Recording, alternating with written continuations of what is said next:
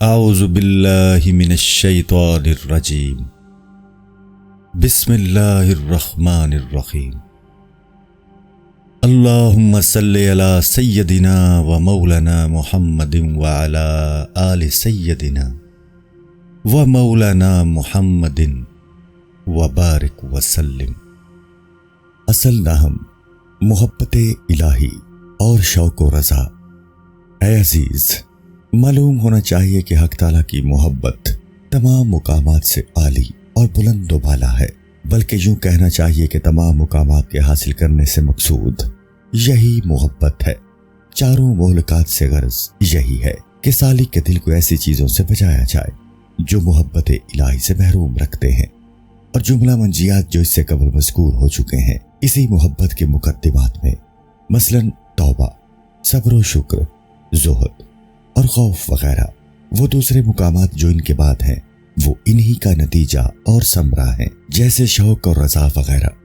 بندہ کا کمال اس بات میں ہے کہ خداوند تعالیٰ کی محبت اس کے دل پر ایسی غالب ہو کہ اس میں مستغرق ہو جائے، اور اگر اتنا کمال حاصل نہ کر سکے تو کم از کم اتنا تو ہو کہ دوسری چیزوں کی محبت پر محبت الہی کا غلبہ حاصل رہے۔ محبت کی حقیقت کا جاننا چنداں دشوار نہیں ہے کہ متکلمین کے اس قول کو قبول کر لیا جائے کہ جو ذات ہماری جنس سے نہیں ہے اس سے محبت کیوں کر ہو سکتی ہے۔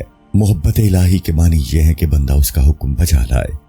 بس جس گروہ کا یہ تصور ہو وہ دین کی اصل سے بالکل بے خبر ہے، اس لیے محبت الہی کا مطلب یہاں بیان کرنا ضروری ہے۔ لہٰذا ہم پہلے محبت الہی کو ثابت کرنے والے شرعی دلائل کو پیش کرتے ہیں، اس کے بعد اس کی حقیقت اور اس کے احکام بیان کریں گے۔ محبت الہی کی فضیلت۔ معلوم ہونا چاہیے کہ تمام علماء اسلام اس بات پر متفق ہیں کہ خداوند تعالیٰ سے محبت کرنا فرض ہے۔ حق تعالیٰ نے ارشاد فرمایا، یحبہم و یحبونہ، اور سرور کونین صلی اللہ علیہ وآلہ وسلم نے ارشاد فرمایا ہے کہ جب تک بندہ خدا اور رسول کو ہر چیز سے زیادہ دوست اور عزیز نہیں رکھے گا اس کا ایمان کامل نہیں ہوگا۔ حضور سرور کونین صلی اللہ علیہ وآلہ وسلم سے دریافت کیا گیا کہ ایمان کیا چیز ہے؟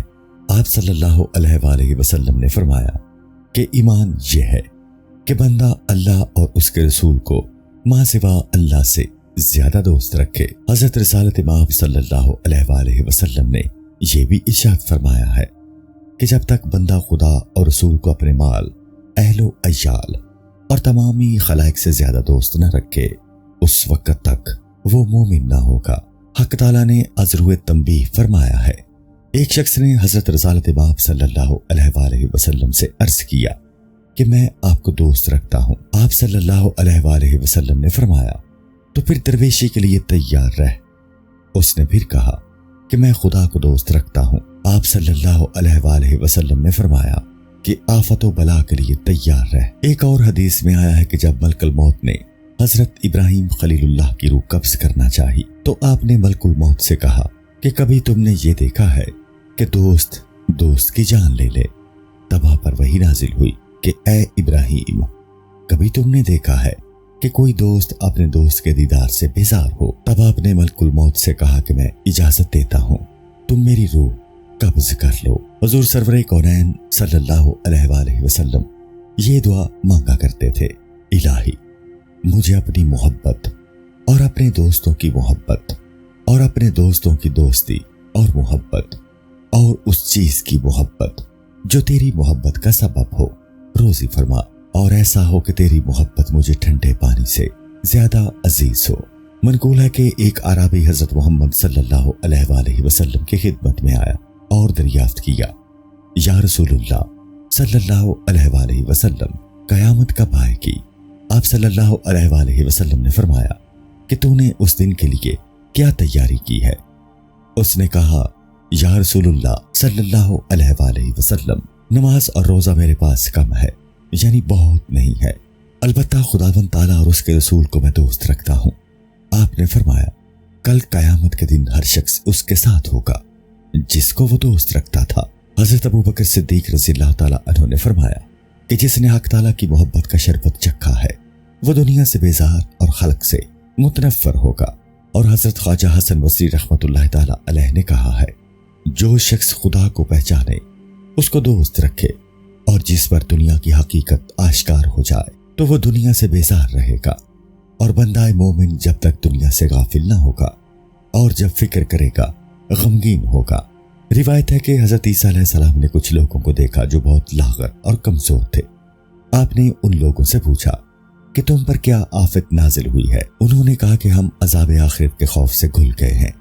آپ نے فرمایا، اللہ تعالیٰ اپنے کرم سے تم کو عذاب آخرت سے نجات دے۔ انہوں نے ایک اور جماعت کو دیکھا تو وہ بہت زیادہ لاغر اور کمزور تھے۔ آپ نے فرمایا کہ حق تعالیٰ اپنے کرم سے تم کو تمہاری مراد پر پہنچا دے گا۔ یہاں سے جب آگے بڑھے تو ایک اور جماعت کو دیکھا جو پہلے لوگوں سے بھی زیادہ کمزور اور نحیف تھے، اور ان کے چہرے آئینہ کی طرح دمکتے تھے۔ آپ نے ان سے بھی وہی سوال کیا۔ انہوں نے جواب دیا کہ اللہ تعالیٰ کے عشق نے ہم کو اس طرح گھلا دیا ہے۔ یہ سن کر آپ ان کے پاس بیٹھ گئے اور فرمایا کہ تم مقربین بارگاہ الہی ہو، مجھے حکم ہوا کہ میں تمہاری صحبت میں رہا کروں۔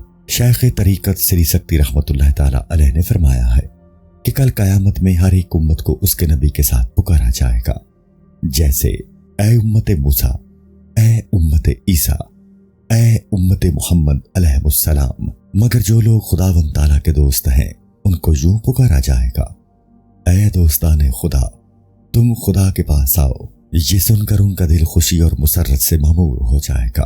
صحف سماوہ میں سے کسی صحیفہ میں مذکور ہے کہ اے بندہ، میں تجھے دوست رکھتا ہوں تیرے اس حق کی بنا پر جو تیرا مجھ پر ہے، یعنی تم مجھے دوست رکھتا تھا۔ محبت الہی کی حقیقت۔ اے عزیز، معلوم ہونا چاہیے کہ حق تعالیٰ کی دوستی اور محبت کا سمجھنا ایسا مشکل ہے کہ بعض لوگوں نے اس بات کا صاف انکار کر دیا اور کہا کہ خدا کے ساتھ دوستی رکھنا محال ہے۔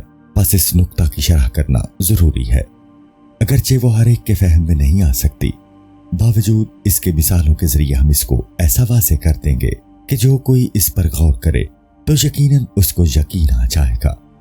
سب سے پہلے تو یہ سمجھنا چاہیے کہ دوستی کیا چیز ہے۔ معلوم ہونا چاہیے کہ دوستی عبارت ہے طبیعت کی اس رغبت سے جو ایک خوش آئندہ شے کی طرف ہو۔ اگر یہ رغبت بہت قوی ہے تو اس کو عشق کہتے ہیں۔ دشمنی نام ہے طبیعت کی نفرت کا جو ناپسند چیز سے ہو۔ جب کسی چیز میں خوبی یا برائی نہ ہو وہاں دوستی یا دشمنی نہیں پائی جاتی۔ اب ہم خوبی اور عمدگی کی تفصیل بیان کرتے ہیں۔ مطلقاً اشیاء طبیعت انسان کے باب میں 3 قسم کی ہیں۔ ایک قسم وہ ہے کہ کوئی چیز موافق طبع ہو اور طبیعت خود اس کی خواہش کرے، بس اس موافق طبع شے کو خوشائند یا پسندیدہ کہا جاتا ہے۔ دوسری قسم یہ ہے کہ وہ شے ناموافق طبع اور خواہش دل کے برخلاف ہو، اس کو ناپسند کہتے ہیں۔ تیسری قسم وہ ہے جو ناموافق طبع ہو اور نہ مخالف طبع، بس نہ وہ پسندیدہ ہے اور نہ ناپسندیدہ۔ اب یہ بات سمجھنا ضروری ہے کہ جب تک کسی چیز سے آگاہی نہ ہو کوئی چیز بری یا بری نظر نہیں آئے گی۔ چیزوں کی معرفت ہم کو حواس اور عقل کے توسط سے حاصل ہوتی ہے۔ حواس 5 ہیں، ہر ایک کی لذت مقرر ہے کہ اس لذت کے سبب سے انسان اس شے کو پسند کرتا ہے، یعنی طبیعت اس طرف راغب ہوتی ہے۔ مثلا قوت باصرہ کی لذت اچھی صورتوں کو دیکھنے، سبزے یا بہتے پانی کو دیکھنے میں ہے، بس آنکھ ایسی چیز کو دیکھنا پسند کرتی ہے۔ سماعت کی لذت اچھی آوازوں کے سننے میں ہے۔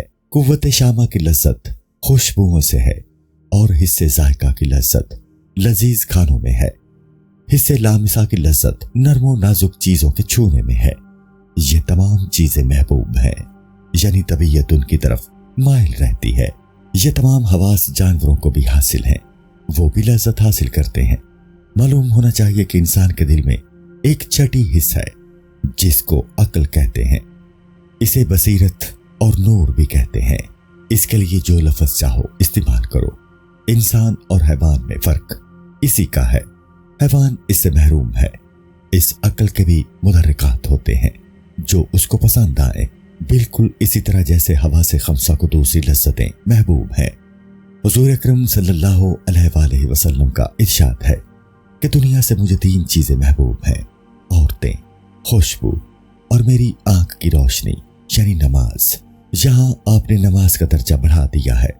بس جو شخص جانور کی طرح ہو اور دل سے بے خبر رہے اور ہوا سے ہمسا کی لذتوں کے سوا کچھ اور نہ جانے، ہرگز اس بات پر یقین نہیں کرے گا کہ نماز میں ایک حلاوت ہے اور وہ جانوروں کی صف سے نکل آیا ہو۔ اپنے باطن کی آنکھ سے جمال الہی اور اس کی صنعت کے عجائب اور صفات باری کے جلال و کمال کا مشاہدہ اس کو بہت زیادہ پسند ہوگا، بمقابلہ اس کے کہ اس کی ظاہری آنکھ خوبصورت چہروں، سبزہ اور آب رواں کا مشاہدہ کرے۔ جب الوہیت کا جمال اس کو نظر آنے لگے تو دنیا کی خوبصورت اور اچھی چیزیں اس کی نظر میں بے قدر ہو جائیں گی۔ دوستی کے اسباب، وہ اسباب جن سے معلوم ہو کہ خدا کے سوا کوئی اور محبت کے لائق نہیں ہے۔ اے عزیز، معلوم ہونا چاہیے کہ دوستی اور محبت کے یہ 5 اسباب ہوتے ہیں۔ پہلا سبب تو یہ ہے کہ آدمی اپنی زندگی اور اپنی خوبی کو دوست رکھتا ہے، اپنی بربادی اور ہلاکت پر راضی نہیں ہے، خواہ اس کا نہ ہونا رنج و الم کے بغیر ہو۔ جب طبیعت ایک چیز کے ساتھ موافق ہے تو وہ ضرور اس کو دوست رکھے گا، اور ظاہر ہے کہ اس کی حیات اور زندگی دوام اور کمال صفات سے زیادہ کوئی اور چیز موافق طبع نہ ہوگی جو ذات خداوندی کے سوا کسی اور میں موجود نہیں، اور اپنی موت اور اپنے صفات کمال کی نیستی اور عدم سے زیادہ دوسری کوئی شے اس کی طبع کے مخالف نہ ہوگی۔ اسی بنا پر آدمی اپنے بچہ کو بھی عزیز اور دوست رکھتا ہے کہ وہ اس کی زندگی کو اپنی زندگی سمجھتا ہے، اور چونکہ وہ اپنے بقائے دامی پر قدرت نہیں رکھتا، اس لیے اپنے بچہ کو جو ایک جہت سے اس کی ہستی سے مشابہت رکھتا ہے، اس طرح حقیقت میں وہ اپنے آپ ہی کو دوست رکھتا ہے۔ اس طرح وہ اپنے مال کو بھی دوست رکھتا ہے کہ مال اس کی زندگی کی آسائش و تزئین میں کام آتا ہے۔ وہ اپنے عزیزوں اور رشتہ داروں کو بھی دوست رکھتا ہے کہ وہ اس کے لیے بمنزلہ قوت بازو کے ہیں، اور ان کے باعث وہ مطمئن رہتا ہے کہ وقت پر کام آئیں گے۔ دوسرا سبب بلائی ہے کہ جو شخص کسی کے ساتھ نیکی کرتا ہے تو وہ شخص بھی، یعنی جس کے ساتھ نیکی کی گئی، اس کو دل سے چاہتا ہے۔ اسی بنا پر کہا گیا ہے الانسان عبد الاحسان، یعنی انسان احسان کا بندہ ہے۔ حضور اکرم صلی اللہ علیہ وآلہ وسلم بارگاہ الہی میں مناجات فرماتے تھے کہ یا الہی، کسی فاجر اور گناہگار کو یہ قدرت نہ دے کہ وہ مجھ پر احسان کرے کہ اس وقت میرا دل بھی اس کو دوست رکھے گا۔ یعنی یہ بات مقضائے طبع ہے، بتکلف نہیں ہے کہ بندہ اپنے محسن کو دوست رکھتا ہے، اور اس کی حقیقت بھی بالکل وہی ہے کہ خود کو اس نے دوست رکھا، کیونکہ احسان کا معنی یہ ہے کہ انسان ایسا کام کرے جو اس کی زندگی کا سبب اور خوبی کا موجب ہو۔ اسی طرح انسان صحت و تندرستی کو دوست رکھتا ہے جس کا کوئی سبب نہیں ہے، لیکن تندرستی کے باعث وہ طبیب کو دوست رکھتا ہے۔ گویا اس طرح وہ بغیر کسی سبب کے خود کو دوست رکھتا ہے، اور جس شخص نے اس کے ساتھ احسان کیا ہے اس کو بھی دوست رکھتا ہے، محض اس کے احسان کے سبب سے۔ تیسرا سبب یہ ہے کہ وہ نیک شخص کو دوست رکھتا ہے اگرچہ اس نے اس کے ساتھ احسان نہیں کیا ہے۔ مثلا وہ سنتا ہے کہ ملک مغرب میں ایک سلطان بڑا عادل و عاقل ہے اور رعیت اس کی ذات سے آرام میں ہے، تو بغیر سبب کے دل اس کی طرف مائل ہوگا، اگرچہ اس کو اس بات کا یقین ہے کہ خود وہ اس ملک میں کبھی نہ جائے گا اور اس کے احسان سے بہرہ مند نہیں ہوگا۔ چوتھا سبب یہ ہے کہ کسی خوبصورت و خوبرو کو دوست رکھے، اس لیے نہیں کہ اس سے کچھ حاصل کرے، بلکہ اس کے حسن و جمال کے باعث کہ جمال خود بنفس سے ہی محبوب اور پیارا ہوتا ہے، اور جائز ہے کہ کوئی شخص کسی کی اچھی صورت کو دوست رکھے بشرطے کہ اس میں شہوت اور غرض کا شائبہ نہ ہو، بالکل اسی طرح جیسے سبزہ و آب رواں کو پسند کرتا ہے، نہ اس لیے کہ اس کو کھائے یا پیے، لیکن آنکھوں کو اس کے دیدار سے ایک لذت حاصل ہوتی ہے۔ اسی طرح حسن و جمال بھی پیارا ہوتا ہے۔ اگر حق تعالیٰ کا جمال نظر آ سکتا تو عقل میں آتا کہ اس کو دوست رکھا جائے۔ جمال کے معنی ہم آئندہ اسی بحث میں بیان کریں گے۔ دوستی کا پانچواں سبب وہ مناسبت ہے جو طبائع میں باہم پائی جاتی ہے۔ بہت سے لوگ ایسے ہی ہیں کہ ایک کی طبیعت دوسرے کے ساتھ موافق ہوتی ہے اور وہ اس کو دوست رکھتا ہے، حالانکہ کچھ خوبی اس میں موجود نہیں ہوتی۔ یہ مناسبت کبھی ظاہر و آشکار ہوتی ہے، جیسے ایک کم سن لڑکے کو لڑکے سے، اور ایک بازاری شخص کو دوسرے بازاری شخص سے، اور ایک عالم کو دوسرے عالم سے ہوتی ہے۔ اسی طرح ہر ایک اپنے ہم جنس سے محبت کرتا ہے۔ کبھی یہی مناسبت مخفی اور پوشیدہ ہوتی ہے، اصل خلقت اور ان فطری اسباب میں جو دولت کے وقت غالب ہوتے ہیں۔ اس مقام میں ایک ایسی مناسبت ہے جس کو کوئی انسان نہیں جانتا۔ چنانچہ حضور اکرم صلی اللہ علیہ وآلہ وسلم نے اس امر کی جانب اشارہ فرماتے ہوئے ارشاد کیا ہے، بس جب اصل خلقت میں دوستی اور آشنائی واقع ہوئی ہو تو یقیناً وہ ایک دوسرے سے الفت و محبت رکھیں گے۔ اس آشنائی سے مراد یہی مناسبت ہے جس کا مذکور ہوا، اس کی اور تفصیل نہیں ہو سکتی۔ حقیقت حسن و خوبی، حسن و جمال کے بارے میں مختلف خیالات۔ معلوم ہونا چاہیے کہ جو کوئی ظاہری بصارت اور جانوروں کی سیرت رکھتا ہے اور بصیرت سے بے بہرا ہے، وہ کہے گا کہ چہرہ کی سرخی اور سفیدی اعضاء کے تناسب کے سوا اور کسی چیز میں حسن کا ہونا محمل بات ہے۔ حسن و جمال شکل اور رنگ پر موقوف ہے۔ جس چیز میں یہ دو باتیں نہ ہوں اس کو حسن سے کوئی تعلق نہیں۔ ایسا کہنا خطا اور غلطی ہے، کیونکہ ذی فہم حضرات روزمرہ کی گفتگو میں کہتے ہیں کہ یہ خط اچھا ہے، یہ آواز اچھی ہے، یہ گھوڑا اچھا ہے، گھر اچھا ہے، باغ اچھا ہے وغیرہ۔ بس خوبی اور عمدگی کے معنی ہر ایک شے میں اس سے ہیں۔ اس کا وہ کمال ہے جو اس چیز کے لائق ہو اور اس شے کا اعتبار سے اس میں کسی بات کی کمی نہ ہو۔ ہر ایک شے کا کمال جدا جدا ہوتا ہے۔ مثلا خط کا کمال یہ ہے کہ حروف میں باہمی تناسب، اس کی کرسی اور جوڑ درست ہوں، دائروں کی گردش ٹھیک ہو۔ اچھے خط اور اچھے گھر کے دیکھنے سے انسان کو ایک خط حاصل ہوتا ہے۔ بس حسن صرف چہرہ سے مخصوص نہیں ہے، اور یہ تمام چیزیں ظاہری آنکھ سے نظر آتی ہیں۔ ممکن ہے کہ کوئی شخص اس بات کا اقرار کر کے کہے کہ یہ درست ہے، لیکن جو چیز چشمے ظاہر سے دیکھی نہیں جا سکتی اس کا حسن عقل میں کیوں کر آ سکتا ہے؟ ایسا کہنا بھی نادانی کی علامت ہے، کیونکہ ہم ہر وقت کہتے اور بولتے ہیں کہ فلاں شخص اچھا ہے، وہ اچھے اخلاق کا مالک ہے اور اچھی مروت والا ہے۔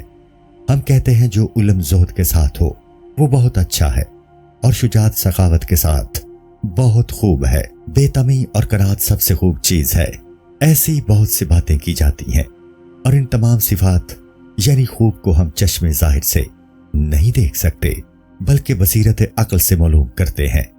ہم نے اپنی کتاب ریاضت النفس میں لکھا ہے کہ صورتیں دو قسم کی ہوتی ہیں، ایک صورت ظاہری اور ایک صورت باطنی۔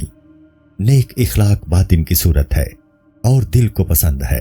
دلیل اس کی یہ ہے کہ ایک شخص حضرت ادریس شافعی رضی اللہ تعالی عنہ کو دوست رکھتا ہے، اور ایک شخص حضرت ابوبکر صدیق اور حضرت عمر فاروق رضی اللہ تعالی عنہ کو دوست رکھتا ہے۔ یہ بات محال نہیں ہے، اور محال ہو بھی کس طرح کہ کوئی شخص ایسا ہے کہ اس محبت میں اپنی جان اور مال خرچ کرتا ہے۔ یہ دوستی شکل و صورت کے اعتبار سے تو نہیں ہے، کیونکہ اس شخص نے ان بزرگوں کو نہیں دیکھا ہے اور ان کی ظاہری صورت خاک میں چھپ چکی ہے، بلکہ اس شخص میں ان کی یہ دوستی ان کے باطنی کمالات کے باعث ہے، جس سے مراد ان حضرات کا علم، زہد و تقوی اور دینی انتظام ہے۔ پیغمبروں علیہ السلام کو بھی اسی سبب سے لوگ دوست رکھتے ہیں۔ جو شخص حضرت ابوبکر صدیق رضی اللہ عنہ سے محبت کرتا ہے وہ ان کو اسی صورت کے ساتھ جو ان کی تھی چاہتا ہے۔ صدق اور علم حضرت صدیق اکبر رضی اللہ تعالی عنہ کی ذات کی صفت ہے، اور یہ صفت وہ ہے جس کو لطف لا تجزنی یعنی ایسا جزو جس کا کوئی جزو مزید نہ ہو سکے کہتے ہیں۔ نہ اس کو شکل کہا جاتا ہے نہ رنگ۔ جزو تجزی فلاسفہ اور حکما کے نزدیک ثابت نہیں ہے۔ اس کی جو کچھ بھی کیفیت ہو بہرحال وہ شکل اور رنگ نہیں ہے، اور مخلوق کو وہی صفت محبوب ہے، نہ کہ آپ کا ظاہری جسم یعنی گوشت و پوست۔ بس جو عقل سے بہراور ہے وہ باطن کے جمال کا انکار نہیں کر سکتا، اور وہ جمال ظاہری سے زیادہ اس کو دوست رکھے گا، کیونکہ ایک شخص اس صورت کو جو دیوار پر نقش کی گئی ہے دوست رکھتا ہے، اور ایک شخص حضور صلی اللہ علیہ وآلہ وسلم کو دوست رکھتا ہے۔ ظاہر ہے کہ ان دونوں میں بڑا فرق ہے، بلکہ جب چاہتے ہیں کہ کوئی شخص کسی لڑکے کو محبوب اور دوست رکھے تو اس لڑکے کے ابرو، مژگان اور چشم کی تعریف اس کے روبرو نہیں کرتے، بلکہ اس کی سخاوت، علم اور لیاقت کی تعریف کرتے ہیں، یعنی صفات کا بیان کرتے ہیں۔ اور جب یہ منظور ہوتا ہے کہ اس لڑکے کو ناپسند کیا جائے تو اس کی بدباطنی اور بد اتواری کی صفات بیان کرتے ہیں، اس کی صورت کی برائی بیان نہیں کرتے۔ اسی واسطے لوگ صحابہ کرام رضی اللہ عنہم سے محبت کرتے ہیں، یعنی پسندیدہ اوصاف کے باعث، اور ابو جہل سے عداوت۔ اس تقریر سے ظاہر ہو گیا ہوگا کہ حسن و جمال دو قسم کے ہیں، ایک ظاہری اور دوسرا باطنی۔ باطنی صورت کا جمال ظاہری صورت کے جمال سے ایسے شخص کے نزدیک زیادہ محبوب ہوگا جو کچھ بھی عقل رکھتا ہے، حق تعالیٰ کے سوا اور کوئی محبت کے لائق نہیں۔ اے عزیز، معلوم ہونا چاہیے کہ فی الحقیقت دوستی اور محبت کے لائق حق تعالیٰ کے سوا کوئی اور نہیں ہے۔ جو کوئی حق تعالیٰ کے سوا دوسرے کو دوست رکھے گا اس نے حق تعالیٰ کو نہیں پہچانا۔ ہاں، اگر کسی شخص نے کسی دوسرے شخص کو اس بنا پر دوست رکھا کہ اس کو خداوند تعالیٰ کے ساتھ ایک علاقہ ہے، جیسے رسول اکرم صلی اللہ علیہ وآلہ وسلم کی محبت خداوند تعالیٰ کی محبت ہے، کیونکہ جب کوئی شخص کسی کو دل سے چاہے گا تو وہ اس کے محبوب اور رسول کو دوست رکھے گا۔ اس صورت میں علماء اور اہل تقوی کی محبت بھی خدا کی محبت ہوگی۔ جب انسان دوستی کے ان اسباب پر غور کرے تو اس کو یہ بات بخوبی واضح ہو جائے گی۔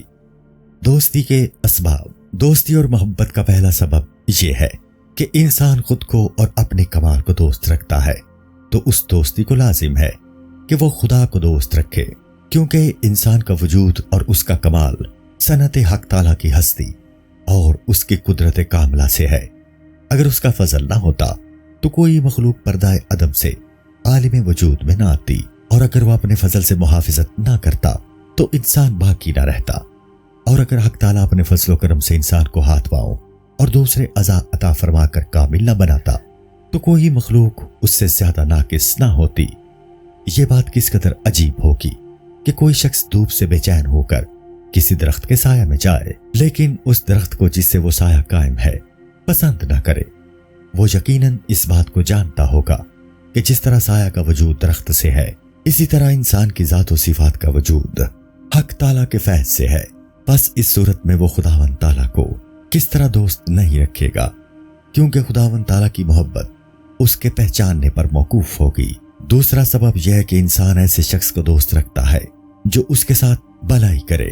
اس بنا پر وہ خدا کے سوا کسی اور محسن کو دوست رکھے گا، وہ بالکل نادان ہے، کیونکہ اس کے ساتھ خدا کے سوا اور کوئی احسان کرنے والا نہیں ہے، اور خداوند تعالیٰ کے احسانات بندوں پر بے حد و بے شمار ہیں۔ ہم شکر و تفکر کے سلسلہ میں اس بات کو بیان کر چکے ہیں۔ بس جان لو، اگر تم کسی احسان کو کسی مخلوق کی طرف منسوب کرو تو تمہاری نادانی ہے، کیونکہ کوئی شخص تم کو خود کوئی چیز نہیں دے سکتا جب تک حق تعالیٰ اس پر ایک زبردست موکل بیچ کر اس کے دل میں یہ بات نہ ڈالتے کہ دین و دنیا میں اے شخص تیرا بھلا اس میں ہے کہ وہ کچھ دے تاکہ لینے والا اپنی مراد کو پہنچے۔ بس دینے والے نے جو کچھ دیا ہے وہ خود اپنے لیے دیا ہے، جس کو تو سبب ٹھہراتا ہے، حالانکہ وہ آخرت میں ثواب پائے گا، دنیا میں نیک نامی اور تعریف حاصل کرے گا۔ چیز دینے والا حقیقت میں خداوند تعالیٰ ہے کہ حق تعالیٰ نے بغیر غرض کے اس پر ایک موکل متعین کیا اور اس کو اس اعتقاد پر لایا یہاں تک کہ وہ چیز اس نے تم کو دے دی۔ شکر کے تحت ہم اس بات کو تفصیل سے بیان کر چکے ہیں۔ تیسرا سبب یہ ہے کہ انسان کسی محسن کو دوست رکھتا ہے اگرچہ وہ اس کے ساتھ احسان نہیں کرتا۔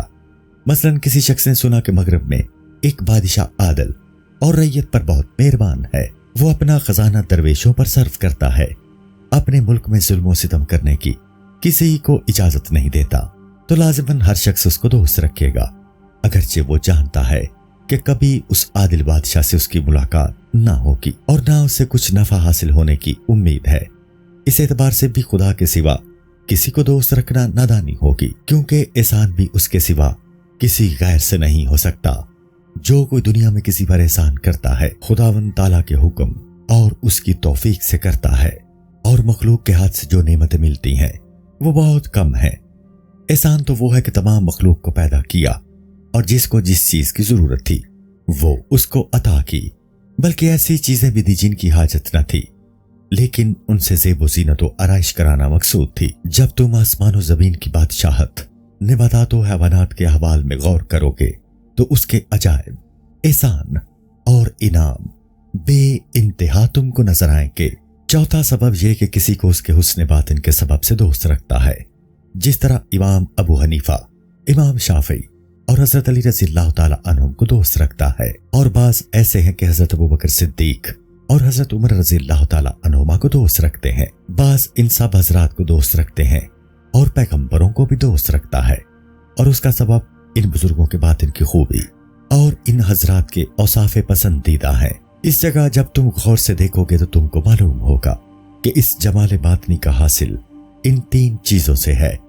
ایک علم کی خوبی ہے، کیونکہ علم اور عمل دونوں ہی محبوب ہیں، اس لیے کہ وہ بذات خود محمود اور شریف تر ہیں، اور جس قدر یہ علم زیادہ ہوگا اور معلوم بزرگ تر ہوگا، جمال بھی زیادہ ہوگا۔ اور ظاہر ہے کہ تمام علوم سے شریف تر خدا کی معرفت ہے اور اس کی بارگاہ کی معرفت، جو ملائکہ، کتب و رسل اور انبیاء علیہ السلام کی شریعتیں اور ملک و ملکوت کی تدبیر پر شامل ہے، اور انبیاء علیہ السلام اور اولیاء کرام ان علوم میں کمال رکھنے کے سبب سے محبوب ہوئے ہیں۔ دوسری خوبی قدرت کی ہے، یعنی وہ قدرت و قوت جو اصلاح نفس اور بندگان الہی کے سدھارنے میں ان کی سیاست اور دنیا کی بادشاہی کے انتظام اور حقیقت دین کے بندوبست پر مشتمل ہے۔ تیسری خوبی عیب و نقصان سے پاک رہنے اور باطن کو برے اخلاق سے بچانے کی ہے، اور یہ صفتیں بھی محبوب ہیں، نہ ان کے افعال، کیونکہ جو فعل ان صفات سے بالکل خالی ہوگا وہ محمود نہیں۔ مثلا جب اتفاق سے بغیر ارادہ کے ایک اچھا کام سرزد ہو تو اس کو فعل محمود نہیں کہا جائے گا۔ بس جو شخص ان صفات میں کمال تر ہوگا اس کی محبت دوسرے سے اتنی ہی زیادہ ہوگی۔ اسی بنا پر لوگ حضرت صدیق اکبر رضی اللہ تعالیٰ عنہ کو حضرت شافعی اور حضرت ابو حنیفہ رضی اللہ عنہما سے زیادہ دوست رکھتے ہیں، اور پیغمبروں کو حضرت صدیق اکبر رضی اللہ تعالیٰ عنہ سے زیادہ چاہتے ہیں اور محبوب رکھتے ہیں۔ اب تم ان تینوں صفات میں غور کر کے دیکھو تاکہ معلوم ہو جائے کہ خدا تعالیٰ میں یہ تینوں صفات موجود ہیں، اور وہ دوستی کا سب سے زیادہ مستحق ہے، کیونکہ ہر ایک سادہ لوح جانتا ہے کہ فرشتوں اور انسانوں کا علم اولین و آخرین خداوند تعالیٰ کے علم کے آگے ہیچ ہے، اور اللہ تعالیٰ نے تمام لوگوں سے خطاب کیا ہے، تم کو علم سے بہت تھوڑا سا بہرا دیا گیا ہے۔ بلکہ اگر مخلوق یہ چاہے کہ چیونٹی اور مچھر میں عجائب علم الہی اور اس کی حکمت کے راز معلوم کر لیں تو ممکن نہیں، اور جو کچھ بھی سلسلہ میں جزوی طور پر ان کو معلوم ہوگا وہ بھی اسی کی عنایت سے ہے۔ چنانچہ ارشاد فرمایا گیا ہے، انسان کو پیدا اور اس کو بیان سکھایا۔ دوسری بات یہ ہے کہ مخلوق کے علم کی نہایت ہے، لیکن ہر چیز کی نسبت اللہ تعالیٰ کے علم کی نہایت نہیں ہے، اور خلق کا جو کچھ علم ہے وہ اس کا عطیہ ہے، پس اب علم اسی کا ہوا، اور اس کا یہ علم خلق کا دیا ہوا نہیں ہے۔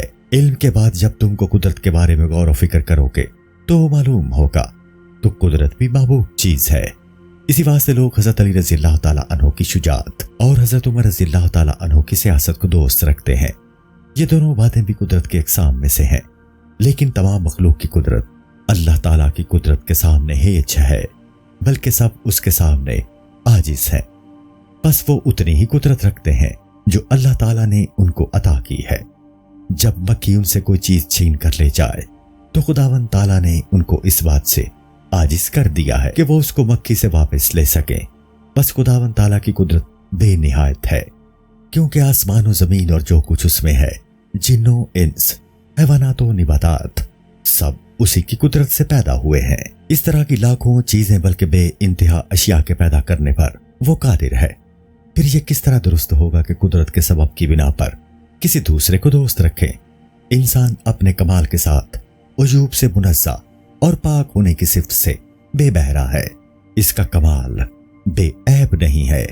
اس کا پہلا نقصان تو یہ ہے کہ وہ بندہ ہے اور اس کی ہستی اس سے نہیں ہے بلکہ وہ مخلوق ہے۔ اس سے بڑھ کر نقصان اور کیا ہو سکتا ہے؟ علاوہ ازیں انسان اپنے باطن کے احوال سے بے خبر ہے، دوسرے کے باطن کو کیا جان سکے گا؟ اگر اس کے دماغ کی ایک رگ ٹیڑھی ہو جائے تو وہ دیوانہ اور مجنون ہو جاتا ہے اور نہیں جان سکتا کہ اس کا سبب کیا ہے، اور ممکن ہے کہ اس کی دوا اس کے سامنے رکھی ہو اور وہ یہ بھی نہ جان سکے۔ اس صورت میں جب آدمی کی عاجزی اور نادانی کا اندازہ کریں تو معلوم ہوگا کہ وہ جو کچھ علم و قدرت رکھتا ہے وہ اس کے عجز و نادانی میں پوشیدہ ہو جائے۔ پس عیوب سے پاک وہی خالق ہے جس کے علم کی نہایت نہیں، اور جو جہل سے پاک ہے اور اس کی قدرت کامل ہے۔ کہ یہ ساتوں آسمان اور زمین اس کے دستے قدرت میں ہے۔ اگر وہ سب کو ہلاک کر دے تب بھی اس کی بزرگی اور بادشاہی میں کچھ نقصان نہ ہوگا، اور وہ ایک آن میں ایسے 1,00,000 عالم پیدا کر سکتا ہے، اور اس سے ایک ذرہ برابر بھی اس کی بزرگی میں اضافہ نہیں ہوگا، کیونکہ اس کی بزرگی میں بیشی کی گنجائش نہیں ہے۔ وہ سب عیبوں سے پاک ہے۔ وہ ایسا ہے کہ نیستی اس کی ذات و صفات کی طرف نہیں جا سکتی۔ کسی قسم کا نقصان اس کے باب میں ممکن نہیں ہے۔ بس جو کوئی اس کو دوست نہ رکھے یہ اس کی نادانی ہے، اور یہ محبت اس محبت سے کامل تر ہوگی جس کا سبب محرک کے سان ہو، کیونکہ نعمت کی کمی اور بیشی کے سبب سے اس کی محبت میں افزونی یا کمی پائی جائے گی، اور جہاں حق تعالیٰ کی محبت کا سبب اس کی بزرگی اور اس کا تقدس ہو تو تمام احوال میں بندہ اپنے مولا سے بہت زیادہ عشق رکھے گا۔ اللہ تعالیٰ فرماتا ہے کہ عذاب کے ڈر اور نعمت کے لالچ سے میری بندگی نہ کرے، بلکہ وہ صرف میری خداوندی کا حق بچا لائے۔ زبور مقدس میں مرقوم ہے کہ اس سے بڑا ظالم کون ہوگا جو بہشت کی آرزو اور دوزخ کے ڈر سے میری عبادت کرے۔ اگر میں جنت اور جہنم پیدا نہ کرتا تو اطاعت و بندگی کا کیا مستحق نہ تھا۔ 5واں سبب دوستی کی مناسبت ہے۔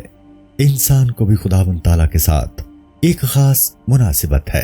فرمایا ہے کل روح من امر ربی، اور حدیث شریف میں آیا ہے ان اللہ آدم علی صورت ہی سے اسی نقطہ کی طرف اشارہ ہے۔ ایک حدیث میں فرمایا میرا بندہ مجھ سے تقرب ڈھونڈتا ہے تاکہ میں اس کو اپنا دوست بناؤں۔ جب میں اس کو اپنا دوست بنا لیتا ہوں تو میں اس کے کان بن جاتا ہوں، اس کی آنکھ بن جاتا ہوں اور اس کی زبان بن جاتا ہوں۔ اور ارشاد فرمایا اے موسیٰ میں بیمار ہوا، تم نے میری عیادت نہیں کی۔ موسیٰ علیہ السلام نے عرض کیا کہ تو سب کا مالک ہے، تو کیوں بیمار ہوگا؟ حق تعالیٰ نے فرمایا میرا فلاں بندہ بیمار تھا، اگر تم اس کی بیمار پرسی کرتے تو گویا وہ میری عیادت ہوتی۔ حق تعالیٰ کے ساتھ صورت کی مناسبت کی حدیث اس سلسلہ میں لکھی جا چکی ہے۔ اس قسم کی اور بہت سی باتیں ہیں جن کا بیان مناسب نہیں کہ وہ عوام کے فہم میں نہیں آ سکتی ہیں، بلکہ بہت سے دانشوروں سے بھی اسی مقام پر لغزشیں ہوئی ہیں اور وہ تشبیہ کے قائل ہو گئے۔ وہ یوں سمجھے کہ اس صورت سے مراد ظاہری صورت ہے، اور بعض حلول و اتحاد کے قائل ہو گئے۔ لیکن اصل حقیقت کا سمجھنا دشوار ہے کہ جب تم دوستی کے اسباب کو سمجھ گئے تو اب یہ سمجھو کہ خداوند تعالیٰ کے سوا کسی دوسرے کو دوست رکھنا نادانی کی علامت ہے، اور یہاں اس پر متکلم یعنی علم الکلام کا جاننے والا اور عقیدہ رکھنے والا کی سادہ لوہی کا پتہ چلتا ہے، جو کہتا ہے کہ اپنے ہم جنس کے سوا کسی دوسرے کو کس طرح دوست رکھا جا سکتا ہے، جبکہ خداوند تعالیٰ ہماری جنس سے نہیں ہے، بس اس کی دوستی ممکن نہیں ہے۔ اس لیے دوستی کا معنی صرف فرما برداری کے ہیں۔ یہ بیچارہ متکلم نادان دوستی کے معنی شہوت سمجھتا ہے، جس کے باعث عورت کو دوست رکھتے ہیں۔ بے شک یہ شہوت ہم جنسی کی متقاضی ہے، لیکن وہ دوستی جس کی شرح ہم نے کی ہے جمال و کمال کے معنی کی مقتضی ہے۔ اس سے صورت میں جنس کا ہونا لازم نہیں آتا۔ مثلا وہ شخص جو پیغمبر علیہ السلام کو دوست رکھتا ہے، اس کا سبب یہ نہیں کہ وہ محبت کرنے والے کی مانند چہرہ، سر اور ہاتھ پاؤں رکھتے ہیں، بلکہ اس لیے دوست رکھتا ہے کہ پیغمبر علیہ السلام کو اس شخص کے ساتھ مانوی مناسبت ہے، کیونکہ وہ یہی اس محبت کی طرح زندہ، عالم، مرید، متکلم اور سمیع و بصیر ہے۔ لیکن پیغمبر ان صفات میں اس سے کامل تر نہیں ہوگا۔ اصل مناسبت اس شخص میں بھی پائی جاتی ہے، لیکن کمال صفات میں دونوں میں بڑا فرق ہے، اور وہ فرق جو کمال کی برتری سے ہوتا ہے دوستی کو بڑھاتا ہے، لیکن اصل دوستی کو جو مناسبت پر موقوف تھی کم نہیں کرتا۔ اور تمام دانشور اسی کے قائل ہیں اور اس کو سمجھتے ہیں، اگرچہ اس مناسبت کی حقیقت ہر ایک کو معلوم نہیں ہے، لیکن ان اللہ خلق آدم علی صورت ہی اس بات کی دلیل ہے۔ دیدار الہی میں جو لذت ہے وہ کسی چیز میں نہیں ہے۔ اے عزیز، معلوم ہونا چاہیے کہ تمام مسلمانوں کا مذہب یہ ہے کہ دیدار الہی کی حلاوت اور لذت تمام حلاوتوں اور لذتوں پر فائق ہے۔ سب لوگ زبان سے اس کے قائل ہیں۔ اگر کوئی شخص دل میں یہ خیال کرے کہ اس چیز کا دیدار جو نہ جہت رکھتی ہو نہ رنگ و صورت کس طرح لذت بخش ہو سکتا ہے، یہ حقیقت اس کو معلوم نہیں ہے، لیکن اس خوف سے کہ شریعت میں اس کا بیان آیا ہے وہ زبان سے اقرار کرتا ہے لیکن ایسے شخص کے دل میں اس کا ذوق و شوق پیدا نہیں ہوگا۔ وجہ یہ ہے کہ جو شخص کسی چیز کو جانتا ہی نہیں، اس کا وہ کس طرح مشتاق ہوگا۔ اس راز پر تفصیلی طور پر کچھ لکھنا اس کتاب میں مشکل ہے، ہم صرف یہاں ایک اشارہ پر اکتفا کرتے ہیں۔ معلوم ہونا چاہیے کہ یہ امر 4 اصل پر موقوف ہے۔ ایک یہ کہ معلوم کرے کہ خداوند تعالیٰ کا دیدار اس کی معرفت سے زیادہ خوشگوار ہے۔ دوسری اصل یہ ہے کہ خدا کی معرفت غیر حق کی معرفت سے خوشتر ہے۔ تیسری اصل یہ کہ دل کو علم اور معرفت میں ایک راحت خاص حاصل ہوتی ہے بغیر اس کے آنکھ یا جسم کو اس میں داخل ہو۔ چوتھی اصل یہ کہ مسرت جو دل کی خاصیت ہے، ہر ایک خوشی سے جو تمام حواس کا حصہ ہے، خوشتر اور بہتر ہے۔ بس جس نے ان باتوں کو سمجھ لیا اس کو یقیناً یہ معلوم ہوگا کہ دیدار الہی سے بڑھ کر کوئی اور چیز نہیں ہے۔ اصل اول، دل کی راحت معرفت میں ہے اور جسم کو اس لذت میں دخل نہیں ہے۔ معلوم ہونا چاہیے کہ خداوند تعالیٰ نے انسان میں بہت سی قوتیں پیدا کی ہیں اور ہر قوت کو کسی نہ کسی کام کے لیے بنایا ہے، ایسا کام جو اس کی طبیعت کے لیے متقاضی ہو کہ اس کی لذت اس کی طبیعت کے اقتضاء ہی میں ہے۔ مثلا قوت غضب کو غلبہ اور انتقام کے لیے پیدا کیا ہے، اس کی لذت اسی میں ہے، عفو و درگزر میں نہیں ہے۔ مباشرت کی لذت غیظ و غضب کی قوت کے بالکل مختلف ہے اور قوتوں کے مابین بھی فرق ہے۔ اسی طرح قوت سامعہ، قوت باصرہ اور دوسری قوتوں کا قیاس کرنا چاہیے۔ ہر قوت ایک جدا گانا لذت رکھتی ہے اور ہر لذت مختلف ہے۔ مثلا جمع کی لذت غصہ کی لذت سے جدا گانا ہے۔ یہ تمام لذتیں قوتوں کے لحاظ سے مابین فرق رکھتی ہیں، بعض قوی تر ہیں اور بعض ضعیف ہیں۔ مثلا لذت بصر جو اچھی صورتوں کے دیکھنے سے پیدا ہوتی ہے، ناک کی اس لذت سے جو خوشبوؤں سے حال ہوتی ہے قوی تر اور غالب تر ہے۔ اسی طرح انسان کے دل میں بھی ایک قوت پیدا کی گئی ہے جس کا نام عقل اور نور ہے۔ اس کو ان چیزوں کی معرفت کے لیے پیدا کیا گیا ہے جو حس اور خیال میں نہیں آتی۔ یہی معرفت عقل کی طبیعت کی متقاضی ہے اور اس کی لذت اسی میں ہے تاکہ انسان عقل سے معلوم کرے یہ عالم پیدا ہوا ہے، اس کو ہمیشہ ایک مدبر، حکیم اور قادر کی ضرورت ہے اور ویسے سانے کی صنعتوں اور مصنوعات میں اس کی حکمت پہچانے۔ یہ باتیں حس اور خیال میں نہیں آتی۔ اسی قوت سے نازک اور باریک علوم و فنون کی انسان پہچانے اور ان کو احس و استنباط کرے، جس طرح لغت وضع کرنا، دقیق علوم کا ایجاد کرنا، اس کو ان تمام علوم سے حلاوت حاصل ہوتی ہے۔ اور یہاں تک کہ اگر کسی معمولی چیز کی مہارت سے اس کی تعریف کریں تو وہ خوش ہوتا ہے، اگر اس کو ناواقف کہیں تو ناخوش ہوتا ہے، کیونکہ علم کو وہ کمال سمجھتا ہے۔ یہاں تک کہ اگر شطرنج کی محفل میں بیٹھے اور اس کے ساتھ بہت سی شرطیں لگائی جائیں تو وہ اس علم خسیس کی خوشی اور لذت سے باغ باغ ہوتا ہے اور اس پر تفاخر کرتا ہے۔ علم خدا کی صفت ہے، انسان کو اس سے خوشی اور اس سے تفاخر کیوں نہ ہوگا؟ اس کمال سے اور بہتر کیا چیز ہوگی؟ اور کون سا کمال اس کمال سے جو خدا کی صفات سے حاصل ہوا ہو اس کے نزدیک افضل اور برتر ہوگا؟ اس سے ظاہر ہوا کہ دل کو بہرتا اور معرفت سے لذت ملتی ہے بغیر اس بات کے کہ آنکھ اور جسم کو اس میں کسی قسم کا دخل ہو۔ دوسری اصل، علم و معرفت کی لذت عام لذتوں سے زیادہ ہے۔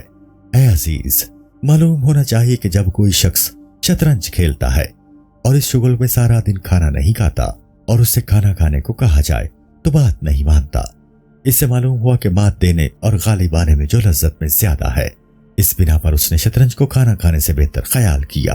بس کسی لذت کی خوبی اس طرح سے معلوم کی جا سکتی ہے کہ جب کسی میں دو قوتیں جمع ہوں تو ان دونوں میں سے وہ کسی ایک کو ترجیح دے۔ بس جو شخص دانا اور ذی فہم ہوگا اس کو باطن کی قوتوں کی لذت زیادہ پسند آئے گی، کیونکہ اگر کسی عقل کو ہم یہ اختیار دیں کہ وہ حلوہ اور مرغے بریاں کھائے یا ایسا کام کرے جس سے دشمن مغلوب ہو اور ریاست و سرداری حاصل ہو تو وہ ریاست و سرداری کو اختیار کرے گا، اور اگر اس میں عقل کامل نہیں ہے جیسے لڑکا دیوانہ تو دوسری صورت ہے۔ اگر وہ شخص جس میں کھانے کا بھی شوق ہو اور ریاست و جاہ کا بھی آرزومند ہو تو وہ یقیناً ریاست و جاہ کی لذت کو پسند کرے گا۔ اس بات سے پتہ چلتا ہے کہ علم و معرفت کی لذت دوسری لذتوں سے بہتر ہے۔ اسی طرح ایک عالم جو علم حساب و ہندسہ یا طب یا شریعت کا علم پڑھتا ہے تو اس کو اس علم میں ایک لذت حاصل ہوتی ہے، اور جب وہ اس علم میں کمال کو پہنچ جائے گا تو اس کی یہ لذت تمام لذتوں پر فائق ہوگی، بلکہ وہ ریاست و حکومت پر بھی اس کو ترجیح دے گا۔ اور اگر علم میں ناقص ہے اور اس علم کی لذتوں کو اچھی طرح حاصل نہیں کیا ہے تو یہ اور بات ہے۔ بس اس توضیح سے یہ بات ظاہر ہوئی کہ علم و معرفت کی لذت دوسری سب لذتوں سے کہیں زیادہ ہے، بشرطے کہ وہ علم و معرفت میں ناقص نہ ہو اور اس میں دونوں قوتیں یعنی قوت معرفت اور قوت شہوت دونوں پیدا کی گئی ہوں۔ اگر کوئی کم سن بچہ گلی ڈنڈے یعنی گولے باری یا گیند اچھالنے کی لذت کو مباشرت یا ریاست کی لذت پر مقدم کرے گا تو یہ اس کی نادانی اور کوتاہی عقل و دانش ہے، کیونکہ وہ مباشرت اور ریاست کا مزہ ہی نہیں جانتا، اس دلیل سے کہ جب دونوں شہوتیں جمع ہوں تو ایک کو مقدم کرے۔ تیسری اصل یہ ہے کہ حق تعالیٰ کی معرفت تمام معرفتوں سے بہتر ہے۔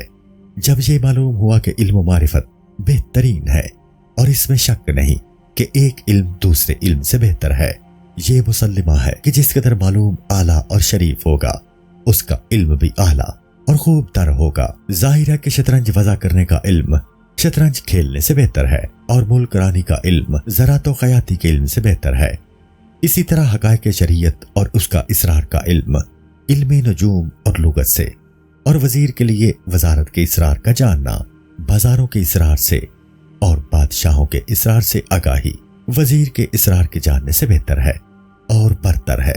بس ثابت ہوا کہ معلوم جس قدر شریف تر ہوگا اس کا علم بھی شریف تر اور لذیذ تر ہوگا۔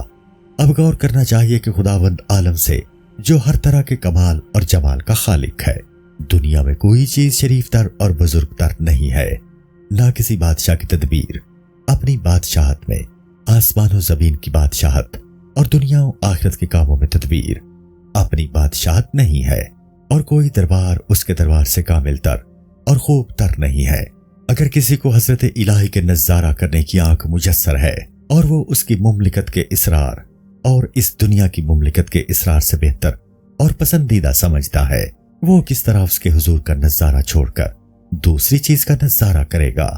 بس ان تمام باتوں سے معلوم ہوا کہ خداوند تعالیٰ کی ذات و صفات، اس کی بادشاہت اور اسرار خداوندی کی معرفت تمام معرفتوں سے بہتر ہے، کیونکہ یہ معلوم شریف تر معلوم ہے، بلکہ شریف تر کہنا ہی غلطی ہے، کیونکہ دوسری چیز کو اس کے مقابلہ میں لا کر دیکھا جائے تو اس مقابل کی چیز کو شریف ہی نہیں کہا جا سکتا۔ بس شریف تر کہنے کی گنجائش کہاں پیدا ہو سکتی ہے؟ بس دنیا میں عارف ایسی بہشت میں رہتا ہے جس کی صفت یہ ہے، اس کی وسعت زمین اور آسمان کی وسعتوں سے زیادہ ہے، کیونکہ زمین و آسمان کی وسعت کی حد مقرر ہے اور میدان معرفت کا کوئی دوسرا چھور نہیں ہے۔ وہ باغ جو عارف کی تماشا گاہ ہے نہیں ہے، نہ اس باغ کے میووں کی خوشا چینی سے کوئی منع کر سکتا ہے، نہ اس کے میوے سڑنے گلنے لگتے ہیں، بلکہ ہمیشہ میسر آتے ہیں، جیسا کہ ارشاد ہے، جس کے خوشے جھکے ہوئے، کیونکہ جو چیز عارف کے دل میں ہو اس سے زیادہ نزدیک اور کیا چیز ہو سکتی ہے۔ اس بہشت میں کینہ و حسد کا دخل نہیں ہے اور نہ مزاحمت و ممانعت ہے، کیونکہ جتنا زیادہ عارف ہوگا اتنی ہی انسیت اس کو حاصل ہوگی، اور یہ بہشت معرفت الہی کی بہشت ہے کہ رہنے والوں کی کثرت سے تنگ نہیں ہوتی بلکہ وسعت اور بڑھتی ہے۔ نظر کی لذت معرفت کی لذت سے زیادہ ہے۔ دو قسم کا علم معلوم ہونا چاہیے کہ علم دو قسم کا ہے، ایک وہ ہے جو صرف خیال میں آئے جیسے رنگ اور شکل، اور دوسرا وہ ہے جو عقل میں آئے اور خیال میں نہ آئے جیسے حق تعالیٰ اور اس کی صفات، بلکہ تمہاری بعض صفات بھی خیال میں نہیں آتی جیسے قدرت، ارادہ اور حیات، کیونکہ اس میں چگونگی کیفیت نہیں ہے۔ غصہ، عشق، شہوت، درد، راحت بھی چگونگی یعنی کیفیت نہیں رکھتی ہیں، لیکن عقل ان سب کو معلوم کرتی ہے۔ جو چیز خیال میں آتی ہے انسان کو ان کا ادراک دو طرح سے ہوتا ہے، ایک یہ کہ وہ خیال کے روبرو ہے، گویا اس کو دیکھ رہا ہے اور یہ ناقص ہے، دوسرے یہ کہ وہ نظر آئے اور یہ اول سے کامل تر ہے۔ یہی وجہ ہے کہ دیدار محبوب کی لذت دید اس کے خیال کی لذت سے زیادہ ہے۔ اس کا سبب یہ نہیں ہے کہ دیدار میں صورت سامنے ہے اور خیال میں کچھ اور، بلکہ صورت تو ایک ہی ہے، پر وہ دیدار میں واضح تر ہے۔ اس کی مثال یہ ہے کہ اگر تم اپنے محبوب کو دن چڑھے دیکھو تو اس دیدار کی لذت طلوع آفتاب کے وقت دیکھنے سے زیادہ ہوگی۔ اس کا سبب یہ نہیں ہے کہ صورت متغیر ہو گئی ہے، بلکہ اس وجہ سے ہے کہ روشن تر ہوگی۔ اس طرح جو چیز خیال میں نہیں آتی اور عقل اس کا ادراک کرتی ہے، اس کی بھی دو قسمیں ہیں۔ ایک معرفت ہے، اس کے سوا ایک اور درجہ ہے جس کو رؤیت اور مشاہدہ کہتے ہیں، اور کمال انکشاف میں معرفت کے ساتھ اس کی نسبت خیال کے ساتھ دیدار کی نسبت ہے۔ اور جس طرح پلک کا بند کرنا آنکھ کا تو پردہ ہے لیکن خیال کا پردہ نہیں ہے، جب تک یہ حجاب دور نہ ہوگا، یعنی حجاب مشکا نہیں اٹھے گا، دیدار حاصل نہیں ہوگا۔ اسی طرح انسان کا تعلق اس جسم کے ساتھ ہے جس کی تعمیر آب و گل سے ہوئی ہے، بس اس کی مشغولیت دنیاوی شہوات میں مشاہدہ کے لیے حجاب ہے، معرفت کے لیے نہیں۔ جب تک یہ علاقہ باقی ہے، مشاہدہ ممکن نہیں ہے۔ اسی بنا پر خداوند تعالیٰ نے موسیٰ علیہ السلام سے فرمایا لن ترانی۔ جب یہ مشاہدہ کامل تر اور روشن تر ہو، ضروری ہے کہ اس کی لذت بیشتر ہوگی، جس طرح خیال کی بنسبت دیدار میں زیادہ لذت ملتی ہے۔ معلوم ہونا چاہیے کہ یہی معرفت کل قیامت کے دن ایک اور صفت حاصل کرے گی جس کو پہلی معرفت سے کچھ نسبت نہ ہوگی۔ جس طرح نطفہ حقیقت میں آدمی ہوتا ہے، اسی طرح مشاہدہ اور دیدار ہے۔ دیدار کمال ادراک سے پیدا ہوتا ہے اور مشاہدہ اس ادراک کا کمال ہے۔ اسی واسطے مشاہدہ کے لیے جہت ضروری نہیں ہے، بس دیدار کا تخم معرفت ہے، اور جس کو یہ معرفت حاصل نہیں وہ ابدالآباد تک اس سے محروم رہے گا، کیونکہ جس شخص کے پاس بیج ہی نہیں وہ زراعت کیا کر سکتا ہے۔ اسی طرح جو بڑا اور عظیم عارف ہوگا اس کا دیکھنا بھی کامل تر ہوگا۔ یہ خیال مت کرو کہ دیدار اور لذت دیدار میں سب لوگ یکساں ہیں، بلکہ ہر ایک کے لیے دیدار اس کی معرفت کے مطابق ہوگا۔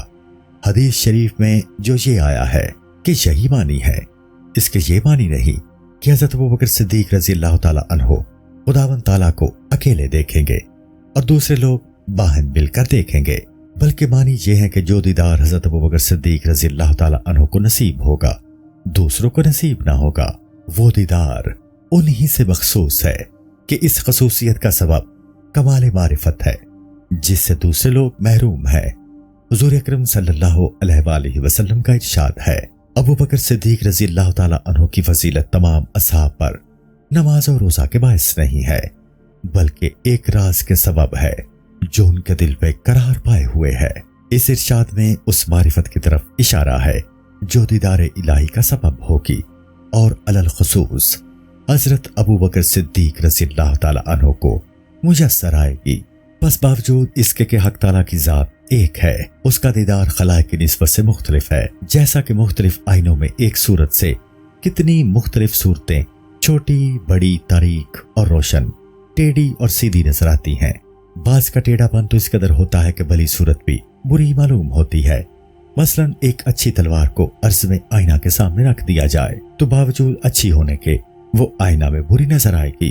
بس جو کوئی اپنے دل کا آئینہ اس صورت میں لے جائے گا کہ وہ سیاہ ہو یا اس میں کجی ہو، تو جو بات دوسروں کے لیے باعث راحت ہوگی وہ بائینہ ہی اس کے لیے موجب رنج و ملال ہوگی۔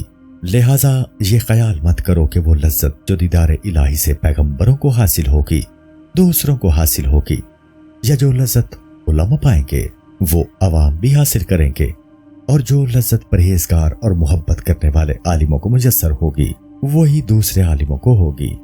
ایک ایسا عارف ہے جو خداوند تعالیٰ کی محبت میں مستغرق ہے، ایک دوسرا عارف ہے جو محبت میں مستغرق نہیں ہے۔ دونوں ایک ہی ذات کا مشاہدہ کریں گے، کیونکہ دیدار کا تخم معرفت ہے اور معرفت میں یہ دونوں برابر ہیں۔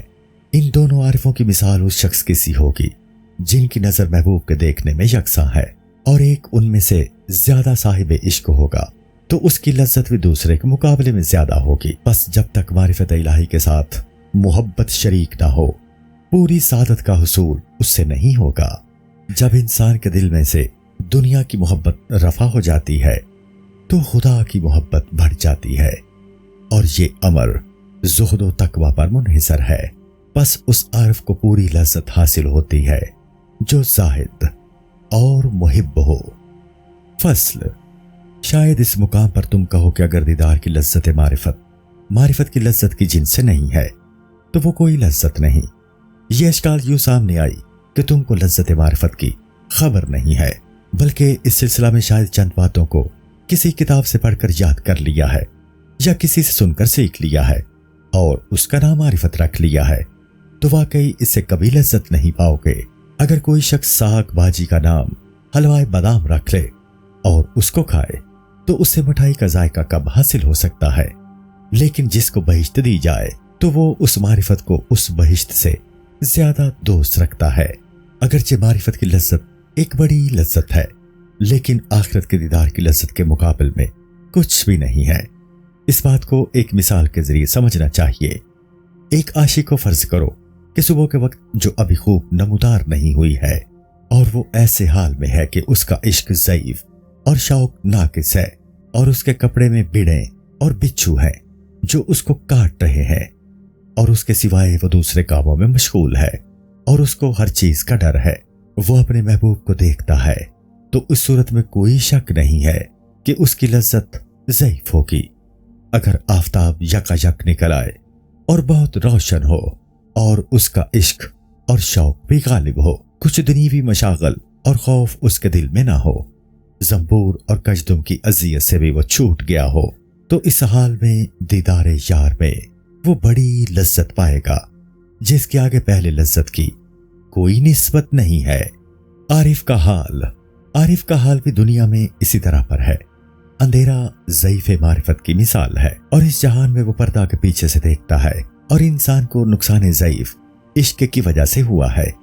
जब तक वो दुनिया में रहता है नाकिस है और उसका इश्क दर्जा कमाल को नहीं पहुंचता और जंबूरो कजदम शहवतो गम गुस्सा और दूसरे रंजो मलाल की मिसाल है, क्योंकि इन सब से लज्जत मारिफत में कमी वाक़या होती है। मशागल और खौफ, मुआश और कस्बे रोजी की मिसालें हैं। ये सब बातें मौत से खत्म हो जाती हैं, शौक और इश्क दीदार कामिल हो जाता है और हर एक बात जो अब तक मख्फी थी आश्कार हो जाती है। गमो फिक्र और दुनियावी शुगल बाकी नहीं रहता। इस वजह से वो लज्जत कामिल होती है, अगरचे बकदरे मिकदार मारिफत होगी। मसलन वो लज्जत जो एक भूखा शख्स खाने की बू से पाता है, उस लज्जत से जो खाना खाने से हासिल होती है कोई निस्बत नहीं रखती है। शायद तुम कहो कि मारिफत का ताल्लुक दिल से है और दीदार आंख से मुतल्लिक है, तो फिर दीदार की लज्जत किस तरह ज्यादा होगी? ऐ अजीज, मालूम होना चाहिए कि दीदार को दीदार इसलिए कहते हैं कि वो बसर से निकलकर दिल में जागुज़ी हो जाता है, इसलिए नहीं कि वो आंख में है। अगर दीदार को पेशानी में ही पैदा किया जाता तब भी उसका नाम दीदार ही होता।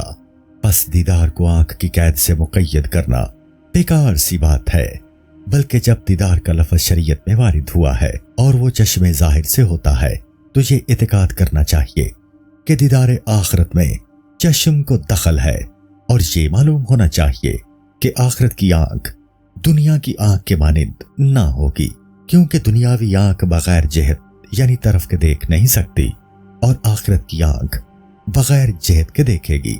एक आमी को इससे ज्यादा बहस तकरार इसमें नहीं करना चाहिए। इस फहमे कासिर से नजारी एक बोझना नहीं कर सकता, बल्कि जिस शख्स ने बरसों तक इल्मुल कलाम पढ़ा है वो भी इस मुकद्दमा में आमी की तरह है, क्योंकि इल्म कलाम का आलिम आसी के एतकाद का निगहबान होता है। यानी आमी ने जो कुछ एतकाद किया मुतकल्लिम उसको अपने कलाम से देखता है और बिद्दती के फसाद से उसको महफूज रखता है और उसके रद्द का तरीका इल्म जदल में मुब्तला है। लेकिन मारिफत फिल हकीकत कुछ और चीज है और अहले मारिफत और लोग हैं। चूंकि ये नुक्ता इस किताब के लायक नहीं है, लिहाजा सुकूत बेहतर है। हाँ, तुम ये इतराज करोगे कि ऐसी लज्जत जिसे जन्नत की लज्जत कबूल जाए मेरी अक्ल में नहीं आती। अगरचे इस सिलसिला में उलमा ने बहुत कुछ कहा है और इसकी तदबीर बतलाई है कि अगर बिलफर्ज मुहाल वो लज्जत हासिल ना हो तब भी हम इस पर ईमान ला सकें। मालूम होना चाहिए कि इसकी तदबीर इन 4 चीजों से है। एक ये कि वो बातें जो हमने ऊपर जिक्र की हैं इनमें बहुत ज्यादा गौर हौस किया जाए ताकि मतलब खूब अच्छी तरह वाज़ेह हो जाए, क्योंकि जो बात एक बार सुनी जाती है دل میں اثر نہیں کرتی۔ دوسری بات یہ کہ معلوم کرے کہ انسان کی سرشت اس طرح نہیں ہوئی ہے کہ لذت و شہوت کی صفت اس میں یکبارگی پائی جائے، کیونکہ بچہ کھانے کی لذت کے سوا اور کچھ نہیں جانتا۔ جب 7 برس کا ہوتا ہے تو کھیل کا شوق اس کے دل میں پیدا ہوتا ہے، کھانا چھوڑ کے کھیل میں سرگرم رہتا ہے، اور جب 10 برس کا ہوتا ہے تو آرائش اور اچھی پوشاک کا شوق اس کے اندر اتنا پیدا ہوتا ہے کہ اس کی تمنا میں کھیل اور بازی سے بھی دستبردار ہو جاتا ہے، اور جب 15 سال کا ہوتا ہے تو عورت کی خواہش اور لذت اس کے دل میں پیدا ہوتی ہے، یہاں تک کہ اس کے شوق میں وہ سب کچھ نثار کر دیتا ہے، اور جب اس کی عمر 20 سال کی ہوتی ہے تو ریاست اور حکمرانی کا شوق، تفاخر اور مال و جاہ کی تمنا اس کے دل میں پیدا ہوتی ہے۔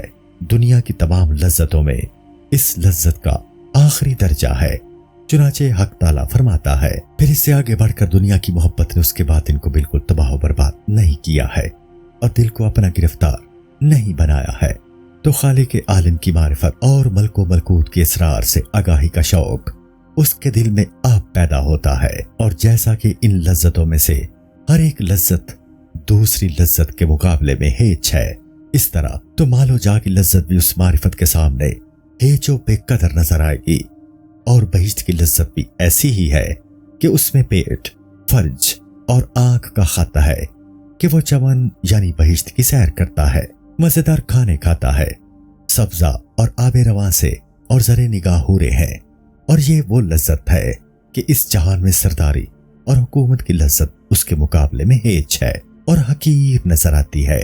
پھر معرفت کی لذت کے آگے یہ کیوں کرنا چیز اور حقیر نہ ہوگی؟ دیکھو، راہب سما کو اپنے اوپر ایک قید خانہ بنا لیتا ہے، ہر روز اس کی خوراک صرف ایک نوالا ہوتی ہے تاکہ وہ مخلوق میں قبولیت کا درجہ حاصل کرے۔ اس طرح اس نے جاہ و قبولیت کی لذت کو بہشت سے عزیز تر جانا، کیونکہ وہ بہشت کی لذت کو شکم و فرج اور آنکھ کی لذت سمجھتا ہے۔ بس اس طرح جاہ کی لذت بھی جس کے سامنے اور دوسرے تمام مزیدار لذتیں ہیچ ہیں، معرفت کی لذت کے آگے ہیچ ہوگی، اور تم اس بات کے قائل ہوگے کیونکہ تم لذت جاہ تک پہنچ چکے ہو۔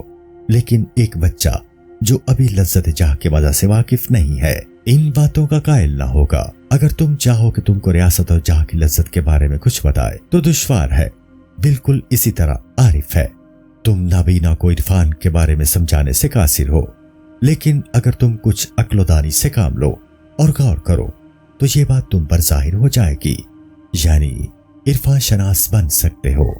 تیسری تدبیر یا تیسرا علاج یہ ہے کہ تم عارفوں کا حال مشاہدہ کیا کرو اور ان کی باتیں سنا کرو، کیونکہ مہنس اور نامرد اگرچہ شہوت جمع اور اس کی لذت سے بے خبر ہے، لیکن جب وہ مردوں کو دیکھیں گے کہ وہ اپنا سرمایہ اس کی طلب میں خرچ کرتے ہیں تو یقیناً ان کو معلوم ہوگا کہ انہیں ایک ایسی شہوت اور لذت حاصل ہے جو ہم کو حاصل نہیں ہے۔ حضرت رابعہ بصریہ رحمۃ اللہ تعالی علیہ جو ایک پارسا خاتون تھیں، لوگ ان کے سامنے بہشت کا ذکر کرنے لگے تو انہوں نے کہا، یعنی صاحب زمانہ کو دیکھو پھر گھر کو دیکھو۔ شیخ ابو سلیمان درانی رحمۃ اللہ تعالی علیہ نے فرمایا ہے کہ بہت تھوڑے بندے ایسے ہیں جن کو دوزخ کا ڈر ہو سکتا ہے۔ حضرت معروف کرخی رحمۃ اللہ تعالی علیہ سے کسی شخص نے دریافت کیا کہ وہ چیز جس نے آپ کو خلق اور دنیا سے بیزار کر کے عبادت و خلوت میں مشغول کیا، کیا وہ موت کا ڈر ہے یا دوزخ کا خوف یا بہشت کی امید؟ انہوں نے جواب دیا کہ اگر تجھ کو اس بادشاہ کی دوستی حاصل ہو جائے جس کے دستے قدرت میں یہ تمام چیزیں ہیں تو پھر ان چیزوں کا کیا حصہ، تو ان سب کو بھول جائے گا، اور اگر تجھے اس کی معرفت اور دوستی حاصل ہو جائے تو تجھے ان تمام چیزوں سے شرم و آر ہوگی۔ حضرت بشرحافی رحمۃ اللہ تعالی علیہ کو کسی شخص نے خواب میں دیکھا تو ان سے پوچھا کہ ابو نصر رحمۃ اللہ تعالی علیہ تمار اور عبد الوہاب وراق کا کیا حال ہے؟ انہوں نے جواب دیا کہ ابھی ان کو میں نے بہشت میں دیکھا ہے کہ وہ کھانا کھا رہے تھے۔ اس شخص نے پھر پوچھا، اور آپ کا کیا حال ہے؟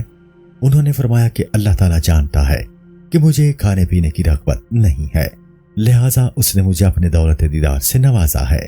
شیخ علی بن موقف نے کہا ہے کہ میں نے خواب میں بہشت کی سیر کی، وہاں بہت سے لوگ کھانا کھا رہے تھے اور فرشتے وہ لذیذ کھانے ان کے سامنے رکھ رہے تھے، لیکن ایک شخص کو میں نے دیکھا کہ بارگاہ الہی میں اس کی آنکھیں سر سے گری ہوئی ہیں، और वो मदहोश शख्स की तरह देख रहा है। मैंने एक फरिश्ता से पूछा कि ये कौन है।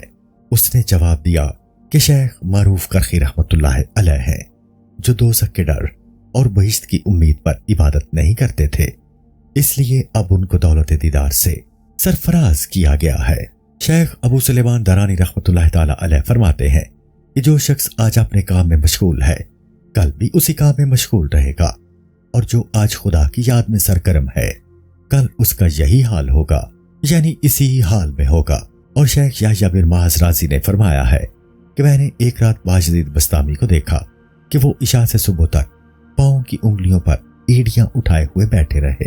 उनकी आंखें तनी हुई और हैरान मबहूत शख्स का सा हाल बना हुआ था। आखिरकार एक सजदा करके बहुत देर तक खड़े रहे, फिर सर उठाकर कहा कि बारे इलाही, एक जमात ने तुझको तलब किया, तूने उनको करामतें अता की, यहां तक कि वो पानी पर चले और हवा में उड़े। मैं इन बातों से तेरी पनाह मांगता हूं। एक कौम को तूने जमीन के खजाने अता फरमा दिए और दूसरों को ये कुव्वत दी कि एक रात में उन्होंने तवील मुसाफिर तय कर ली और वो उससे राजी हुए, लेकिन मैं इन चीजों से भी तेरी पनाह मांगता हूं। इसके बाद बायज़ीद बस्तामी रहमतुल्लाह ताला अलैह ने पलट कर देखा और मुझे देखा तो फरमाया, ऐ याह्या, क्या तुम यहां मौजूद हो? मैंने जवाब दिया, हाँ। उन्होंने दरियाफ्त किया कि तुम यहां कितनी देर से हो? मैंने अर्ज किया कि मैं बहुत देर से हूं। फिर मैंने उनसे कहा कि मुझे भी इस अहवाल से कुछ आगाह कीजिए। उन्होंने कहा कि तुमको जो बातें सुनाने के लायक हैं वो तुमसे कहता हूं, सुनो। मुझे आलम मलकूत आला और मलकूत सफली, तमाम नहवात और सब बहिश्तों की सैर कराई गई।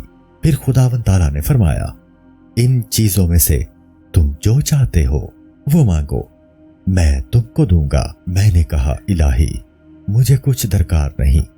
तब हक ताला ने फरमाया, तू मेरा सच्चा खास बंदा है। शेख अबू तराब बख्शी का एक खास मुरीद अपने शुगल में मसरूफ हो मुस्तगरिक रहता था। एक दिन शेख अबू तराब ने उससे कहा कि तुम्हारे लिए मुनासिब है कि तुम शेख बायज़ीद रहमतुल्लाह ताला अलैह को देखो। मुरीद ने कहा कि मैं बायज़ीद रहमतुल्लाह ताला अलैह से बेनियाज हूं। अबू तराब ने अपने मुरीद से कई बार यही कहा। तब मुरीद ने कहा कि मैं बायज़ीद रहमतुल्लाह ताला अलैह को देखकर क्या करूं, मैं तो खुदाए बायज़ीद को देख रहा हूं। अबू तराब बख्शी रहमतुल्लाह ताला अलैह ने फरमाया कि एक बार बायज़ीद को तेरा देखना खुदा को 70 बार देखने से अफसल है। ये सुनकर वो मुरीद बहुत हैरान हुआ और कहा कि ये क्या बात है। मुर्शिद ने कहा कि ऐ नादान, तू खुदा को सिर्फ अपने हौसला के मुताबिक अपने नजदीक देखता है और बायज़ीद को खुदावंद ताला के नजदीक उसके मर्तबा के मुताबिक देखेगा। मुरीद इस नाजुक बात को समझ गया और कहा कि चलिए। अबू तराब बख्शी रहमतुल्लाह ताला अलैह फरमाते हैं कि हम दोनों बायज़ीद के पास गए। उस वक्त वो सहरा नशीन थे। जब बायज़ीद मेरे मुरीद के सामने उल्टी पोस्तीन पहने हुए बाहर निकले तो मुरीद ने उनको देखकर एक नारा मारा और गिरकर मर गया। मैंने बायज़ीद से कहा कि ऐ शेख, क्या आपको एक नजर देखने से कोई शख्स वाजिबुल मक्तल हो जाता है? उन्होंने कहा, ऐसा नहीं हुआ। तुम्हारा वो मुरीद सादिक था और उसमें एक राज था जो उसकी कुव्वत व ताकत से आश्कार नहीं होता था, लेकिन जब उसने मुझको देखा तो वो राज उस पर जाहिर हो गया और अपने ज़ौफ़ के बायस वो उसको बर्दाश्त ना कर सका और बेताब होकर मर गया। फिर बायज़ीद ने मुझसे फरमाया कि ए अबू तुराब, अगर तुमको खिलत इब्राहिमी, मुनाजात मूसवी और रूहानियत ईसवी मिले तब भी इससे रूगर्दा हो, क्योंकि इनके सिवा भी दूसरे मुआमिलात हैं। खुदी की शिकस्त। बायज़ीद बस्तामी रहमतुल्लाह ताला अलैह ने जवाब दिया कि तुम अपनी खुदी के सबब से महजूब हो। मुरीद ने कहा, फिर इसका कोई इलाज भी है? शेख ने कहा कि है, लेकिन तुम उसको ना कर सकोगे। उस दोस्त ने कहा कि आप फरमाइए, मैं इलाज करूंगा। उन्होंने कहा, नहीं, तुम नहीं कर सकोगे। उस दोस्त ने कहा कि आप फरमाइए, मैं इलाज करूंगा। शेख ने कहा कि तुम अभी हजाम के पास जाकर दाढ़ी मंडवाओ और तन पर सिवाय एक लुंग के और कुछ बाकी ना रखो, यानी तमाम कपड़े उतार दो। एक तोबड़े में अखरोट भरकर गर्दन में लटका लो। इसके बाद बाजार में निकलो और आवाज लगाओ, जो कोई मेरे एक दब यानी गर्दन पर मुक्का लगाएगा उसके मैं एक अखरोट दूंगा। اس کے بعد قاضی شہر اور اہل شریعت کے پاس جاؤ۔ یہ سن کر اس مرید نے کہا سبحان اللہ، یہ آپ کیا کہہ رہے ہیں؟ باجزیز نے کہا کہ اس طرح سبحان اللہ کہنے سے تو تم مشرک ہو گئے، کیونکہ تم نے یہ اپنی عزت و تعظیم کی روح سے کہا ہے۔ اس مرید نے کہا کہ آپ کوئی اور علاج بتائیے، یہ تو مجھ سے نہیں ہو سکتا۔ باجزید نے کہا یہ تو پہلا نسخہ تھا، میں نے کہا تھا نا کہ تجھ سے اس کا علاج نہیں ہو سکے گا۔ باجزید نے اس مرید کے لیے جو یہ علاج تجویز کیا، شاید اس کا سبب یہ ہو کہ اس شخص میں جستجاہ اور تکبر کی صفت موجود تھی، تو اس بیماری کا علاج یہی ہے۔ حدیث شریف میں آیا ہے کہ عیسیٰ علیہ السلام پر وحی نازل ہوئی کہ جب میں بندہ کے دل پر نظر کرتا ہوں اور دیکھتا ہوں کہ وہ دنیا کا طالب ہے اور نہ آخرت پر اس کی نظر ہے، بلکہ صرف میری دوستی وہاں موجود ہے، تو میں اس کا حافظ و نگہبان بن جاتا ہوں۔ حضرت ابراہیم ادم رحمت اللہ تعالی علیہ نے مناجات کی، بار الہی تو جانتا ہے کہ تو نے جو محبت مجھے بخشی ہے اور وہ انسیت جو تو نے مجھے عطا کی ہے، اس کے مقابل بہشت میری نظر میں پشا کے برابر بھی نہیں ہے۔ بی بی رابعہ بصری رحمت اللہ تعالی علیہ سے لوگوں نے دریافت کیا کہ آپ کو رسول اللہ صلی اللہ علیہ وآلہ وسلم کی دوستی کتنی حاصل ہے؟ انہوں نے کہا کہ تم نے یہ بڑا مشکل سوال کیا ہے، پھر اس کا جواب یہ ہے کہ مجھے خدا کی دوستی مخلوق کی دوستی سے باز رکھتی ہے۔ لوگوں نے حضرت عیسیٰ علیہ السلام سے دریافت کیا کہ کون سا عمل تمام اعمال سے افضل ہے؟ حضرت عیسیٰ علیہ السلام نے فرمایا خدا کی دوستی اور اس کے حکم پر راضی رہنا۔ الغرض اس قسم کے اخبار و حکایات بے شمار ہیں، تم عارفوں کے احوال سے اس کا اندازہ لگا سکتے ہو کہ خدا کی دوستی اور معرفت کی لذت ان کی نظر میں جنت سے بہتر ہے۔ تم اس پر غور کرو۔ معرفت الہی کی پوشیدگی کا سبب۔ اے عزیز، معلوم ہونا چاہیے کہ کسی چیز کے معلوم ہونے کے دو سبب ہوتے ہیں، ایک یہ کہ وہ چیز اس طرح پوشیدہ ہو کہ ظاہر نہ ہو سکے، دوسرے یہ کہ اس قدر ظاہر ہو کہ آنکھ اس کو دیکھ نہ سکے۔ یہی وجہ ہے کہ چمگادڑ رات کے وقت دیکھتی ہے، دن کو نہیں دیکھ سکتی۔ اس کا سبب یہ نہیں ہے کہ رات کے وقت اشیاء ظاہر ہوتی ہیں اور دن میں نہیں، بلکہ اشیاء دن میں بہت ظاہر ہوتی ہے اور اس کی آنکھ کمزور ہے، بس اس کمال ظہور کی بنا پر وہ چیزیں اس کو نظر نہیں آتی۔ اسی طرح خداوند تعالیٰ کی معرفت کمال درجہ روشن ہے اور دلوں کو اس کے معرفت کی قوت نہیں، اس لیے وہ ان کے لیے دشوار بن گئی۔ خداوند تعالیٰ کا ظہور اس مثال پر قیاس کرو کہ اگر تم لکھا ہوا خط یا سیاہ ہوا کپڑا دیکھو تو اس وقت تمہاری نظر میں کوئی چیز کاتب اور درزی کی قوت علم، حیات اور اس کے ارادہ سے زیادہ روشن تر تم کو نظر نہیں آئے گی۔ تم فوراً ان صفات کو جان لو گے، کیونکہ اس کا یہ فعل ان صفات کا مظہر ہے اور ایسا روشن کہ علم یقینی ہو جاتا ہے۔ اسی طرح اگر خداوند تعالیٰ دنیا میں صرف ایک پرندہ پیدا فرماتا یا کوئی نبات اگاتا اور اس سے زیادہ پیدا نہ فرماتا، جب بھی جو شخص اس کو دیکھتا اس کو سانے کے کمال قدرت، کمال علم اور عظمت و جلال کی معرفت ضرور حاصل ہو جاتی، کیونکہ مصنوع اپنی سانے کی ذات پر دلالت کرتا ہے اور زمین و آسمان، حیوانات و نباتات اور پتھر و مٹی کے ڈلے جو کچھ بھی موجود ہے، ہر ایک مخلوق بلکہ جو کچھ بھی ہمارے وہم و خیال میں ہے، سب یک زبان ہو کر سانے کی بزرگی پر گواہی دے رہے ہیں۔ دلائل اپنی کثرت اور انتہائی روشنی کے ظہور کے سبب سے نظر سے پوشیدہ ہوتے ہیں۔ برجستہ کوئی صفت کسی دوسرے کا فعل ہوتا تو اس وقت بظاہر ہوتے، چونکہ سب ایک سانے کے مصنوع ہیں لہذا پوشیدہ ہوئے۔ اس کی مثال یہ ہے کہ کوئی نور آفتاب سے زیادہ روشن نہیں ہے، کیونکہ تمام اشیاء اسی کی روشنی سے ظاہر ہوتی ہیں، لیکن آفتاب اگر شب کے وقت غروب نہ ہوتا یا سائے کے سبب سے محجوب نہ ہوتا تو کسی کو معلوم نہ ہوتا کہ زمین پر ایک ایسا نور ہے اور سوائے سفید رنگ کے دوسرا رنگ نظر نہ آتا، اور یہی کہا جاتا کہ اس کے سوائے کوئی اور نور نہیں ہے۔ بس نور کو دوسرے رنگوں سے الگ کر کے یہ سمجھے اور معلوم کیا کہ مختلف رنگ نور سے پیدا ہوتے ہیں، اور اس کا سبب یہ ہے کہ رات کو سب رنگ چھپ جاتے ہیں اور سایہ میں وہ آفتاب سے زیادہ پوشیدہ ہوتے ہیں، بس اس کی ضد ہی سے یعنی ظلمات سے نور کو پہچانا۔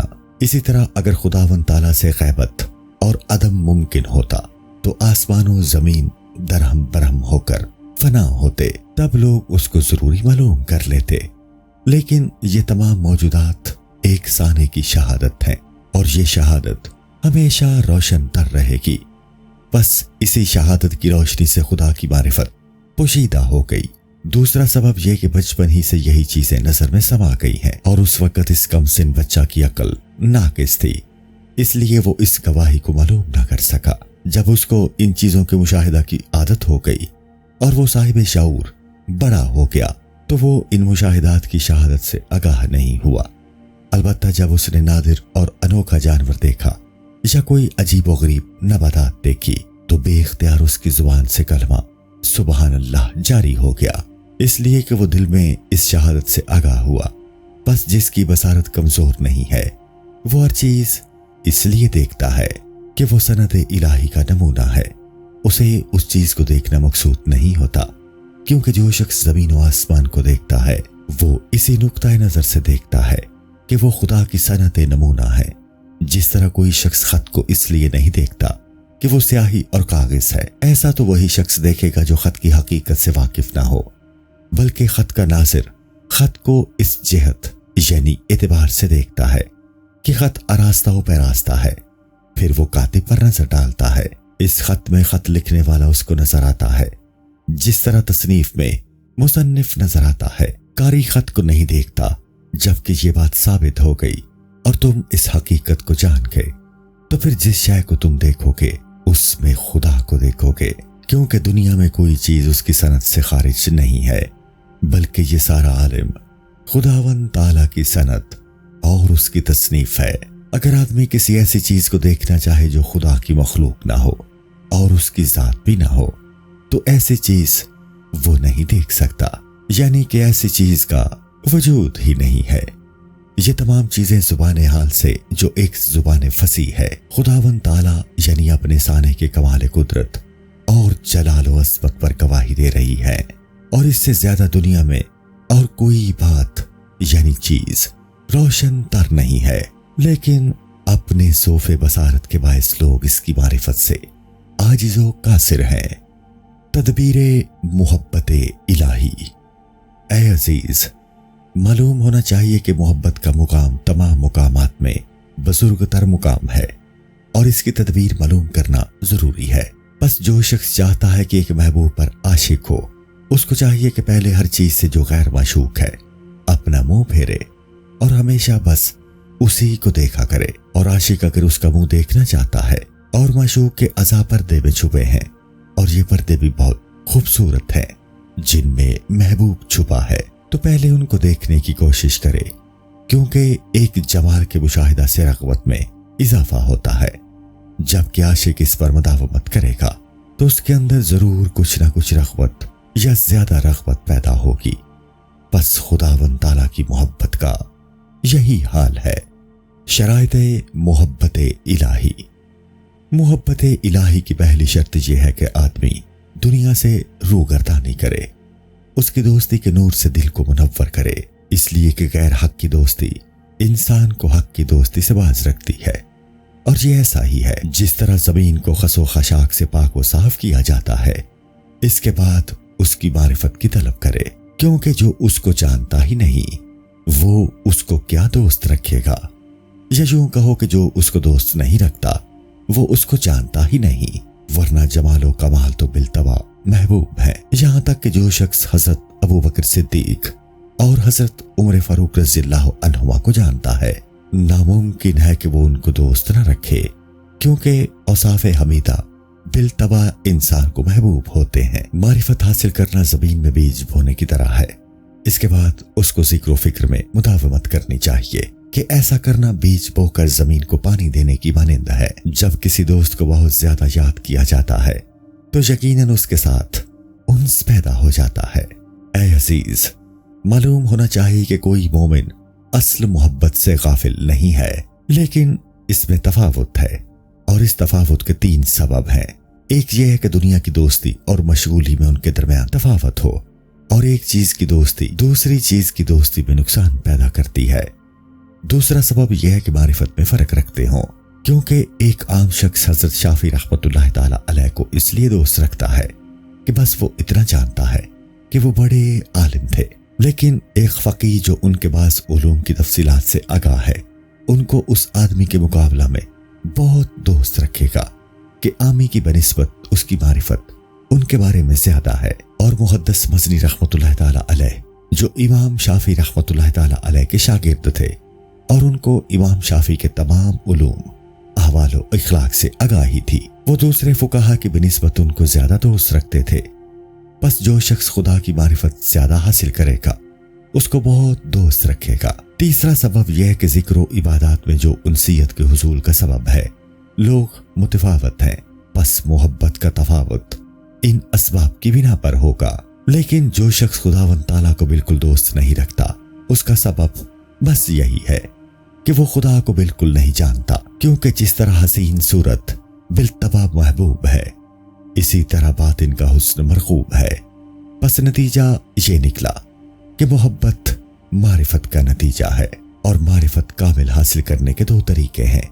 ایک طریقہ تو صوفیہ کا ہے اور وہ مجاہدہ ہے، یعنی باطن کو ذکر کی مداومت سے پاک کرنا یہاں تک کہ خود کو اور غیر حق کو فراموش کر دے، تب اس کے باطن میں وہ احوال یعنی معاملات ظاہر ہوں گے جن سے عظمت الہی مشاہدہ کی مانند روشن ہو جائے۔ اس کی مثال شکاری کے جال بچھانے کی مانند ہے۔ ہو سکتا ہے کہ اس میں شکار آ جائے اور ممکن ہے نہ آئے، اور مشاہد کے اس دام میں ایک موش آئے یا ایک باز پھنس جائے، اس میں ہر ایک کے نصیب کے اعتبار سے تفاوت ہے۔ دوسرا طریقہ علم معرفت کا سیکھنا ہے، یعنی دوسرے علوم یا علم الکلام کا سیکھنا نہیں۔ علم معرفت کی ابتدا یہ ہے کہ مصنوعات الہیہ کے عجائبات پہ غور و فکر کرے، جیسا کہ ہم اصل ہفتہ میں بیان کر آئے ہیں، پھر اس منزل سے ترقی کر کے جلال و جمال الہی میں غور و فکر کرے تاکہ اسماء صفات کے حقائق سے آشنا ہو۔ ایک عظیم علم ہے، ایک ہوش مند مرید مرشد کامل کی مدد سے اس علم کو حاصل کر سکتا ہے، لیکن کم فہم اس کو حاصل نہیں کر سکتا۔ اور علم صیاد کے جال بچھانے کی مانند نہیں کہ اس میں کوئی شکار پھنس جائے، اور ممکن ہے نہ پھنسے، بلکہ یہ علم تجارت، زراعت اور کسب کی طرح ہے۔ اور اس کی مثال یہ ہے کہ کسی شخص نے نر و مادہ گوس فند کو افزائش نسل کے لیے جوڑے پر لگایا، لیکن اچانک بجلی گرنے سے وہ دونوں ہلاک ہو گئے۔ پس جو شخص معرفت کے طریقہ سے ہٹ کر محبت الہی کی طلب کرتا ہے وہ ایک محال کی طلب کر رہا ہے۔ اور ہم نے معرفت کے جو دو طریقے بیان کیے ہیں، اگر ان سے ہٹ کر معرفت طلب کرے گا وہ کامیاب نہ ہوگا۔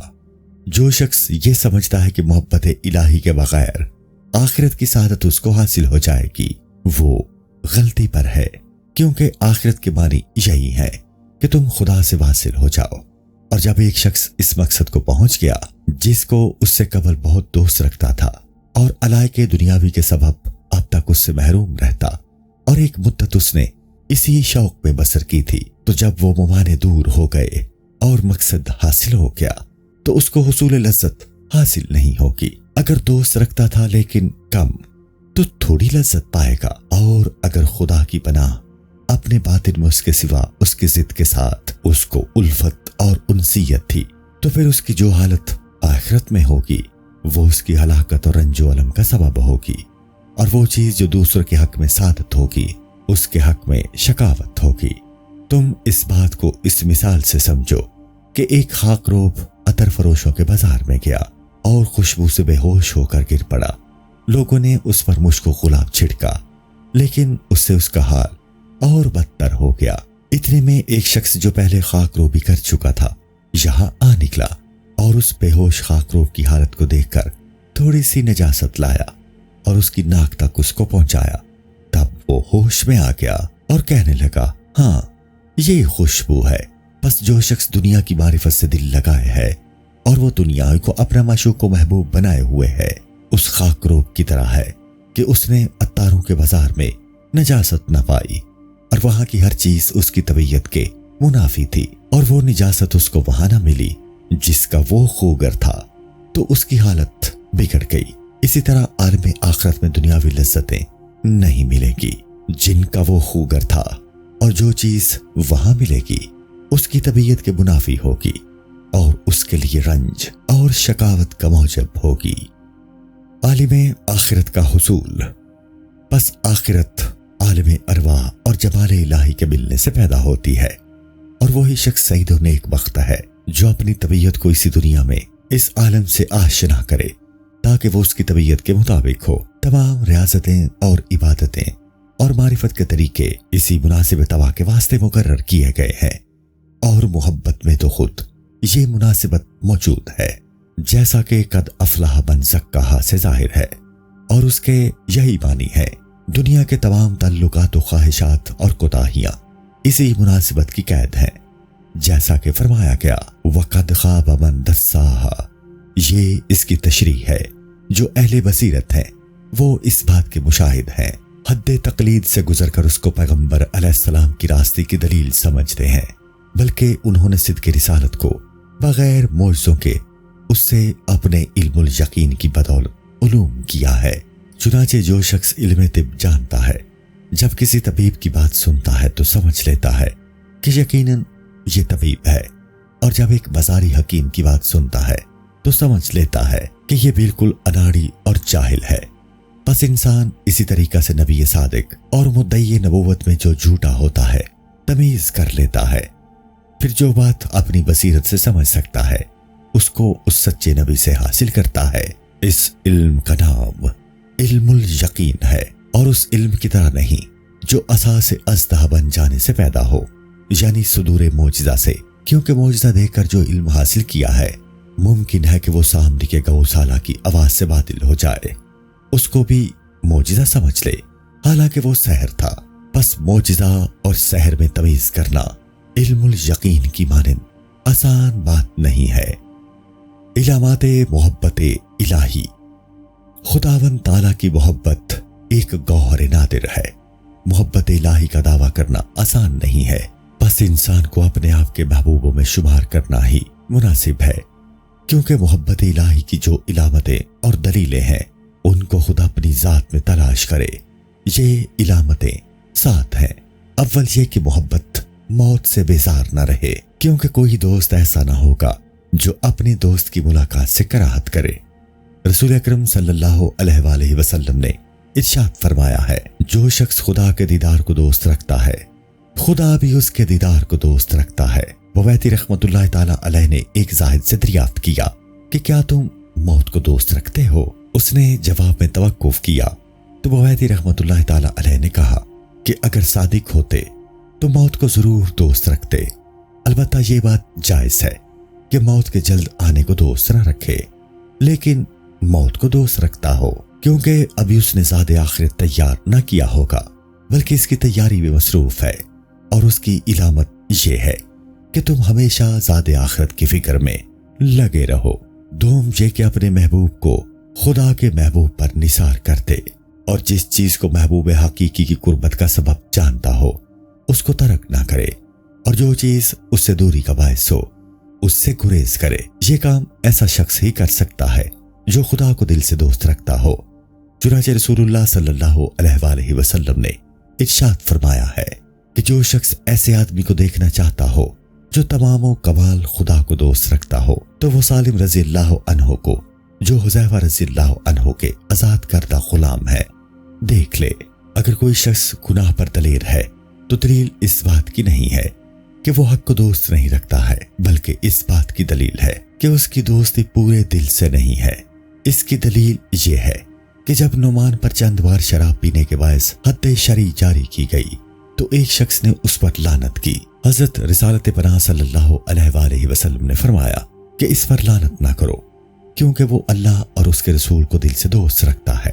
شیخ فضیل رحمت اللہ تعالیٰ علیہ نے ایک شخص سے کہا کہ اگر تجھ سے پوچھیں کہ کیا تو خدا کو دوست رکھتا ہے تو خاموش رہنا، کیونکہ اگر تو کہے گا کہ دوست نہیں رکھتا تو کافر ہو جائے گا، اور اگر کہے گا کہ دوست رکھتا ہوں تو تیرا عمل اللہ تعالیٰ کے دوستوں کے عمل سے مشابہ نہیں ہے۔ سوئم یہ کہ اس کا دل ذکر الہی میں ہمیشہ مشغول ہو، اور بے تکلف وہ اس بات کا شائق رہے، کیونکہ بے تکلف جو کوئی شخص کسی چیز کو دوست رکھتا ہے تو اس کو بہت یاد کرتا ہے، بس اگر دوستی کامل ہے تو کبھی اپنے دوست کو نہیں بھولے گا، اسی طرح دل کو اگر بے تکلف ذکر میں مشغول رکھے گا تو اس بات کا خوف اور خدشہ ہے کہ کہیں اس شخص کا محبوب وہی تو نہیں جس کا ذکر اس کے دل پر غالب ہے، یعنی بے تکلف اس کو یاد کر رہا ہے، اور خدا کی دوستی دل پر غالب نہیں ہے بلکہ صرف اس کی دوستی کا شوق دل پر غالب ہے، کیونکہ اس کو دوست رکھنا چاہتا ہے۔ یوں سمجھ لو کہ دوستی اور چیز ہے اور دوستی کا شوق اور ہے۔ چہارم یہ کہ قرآن شریف کو جو اس کا کلام ہے اور اس کے رسول صلی اللہ علیہ وآلہ وسلم کو اور ہر اس چیز کو جو اس سے نسبت رکھتی ہے دوست رکھے۔ جب یہ دوستی مستحکم ہو جائے گی تو وہ تمام مخلوق کو دوست رکھے گا، کیونکہ سب خدا ہی کے بندے ہیں، بلکہ تمام موجودات کو دوست رکھے گا کیونکہ تمام اسی کی مخلوقات ہیں۔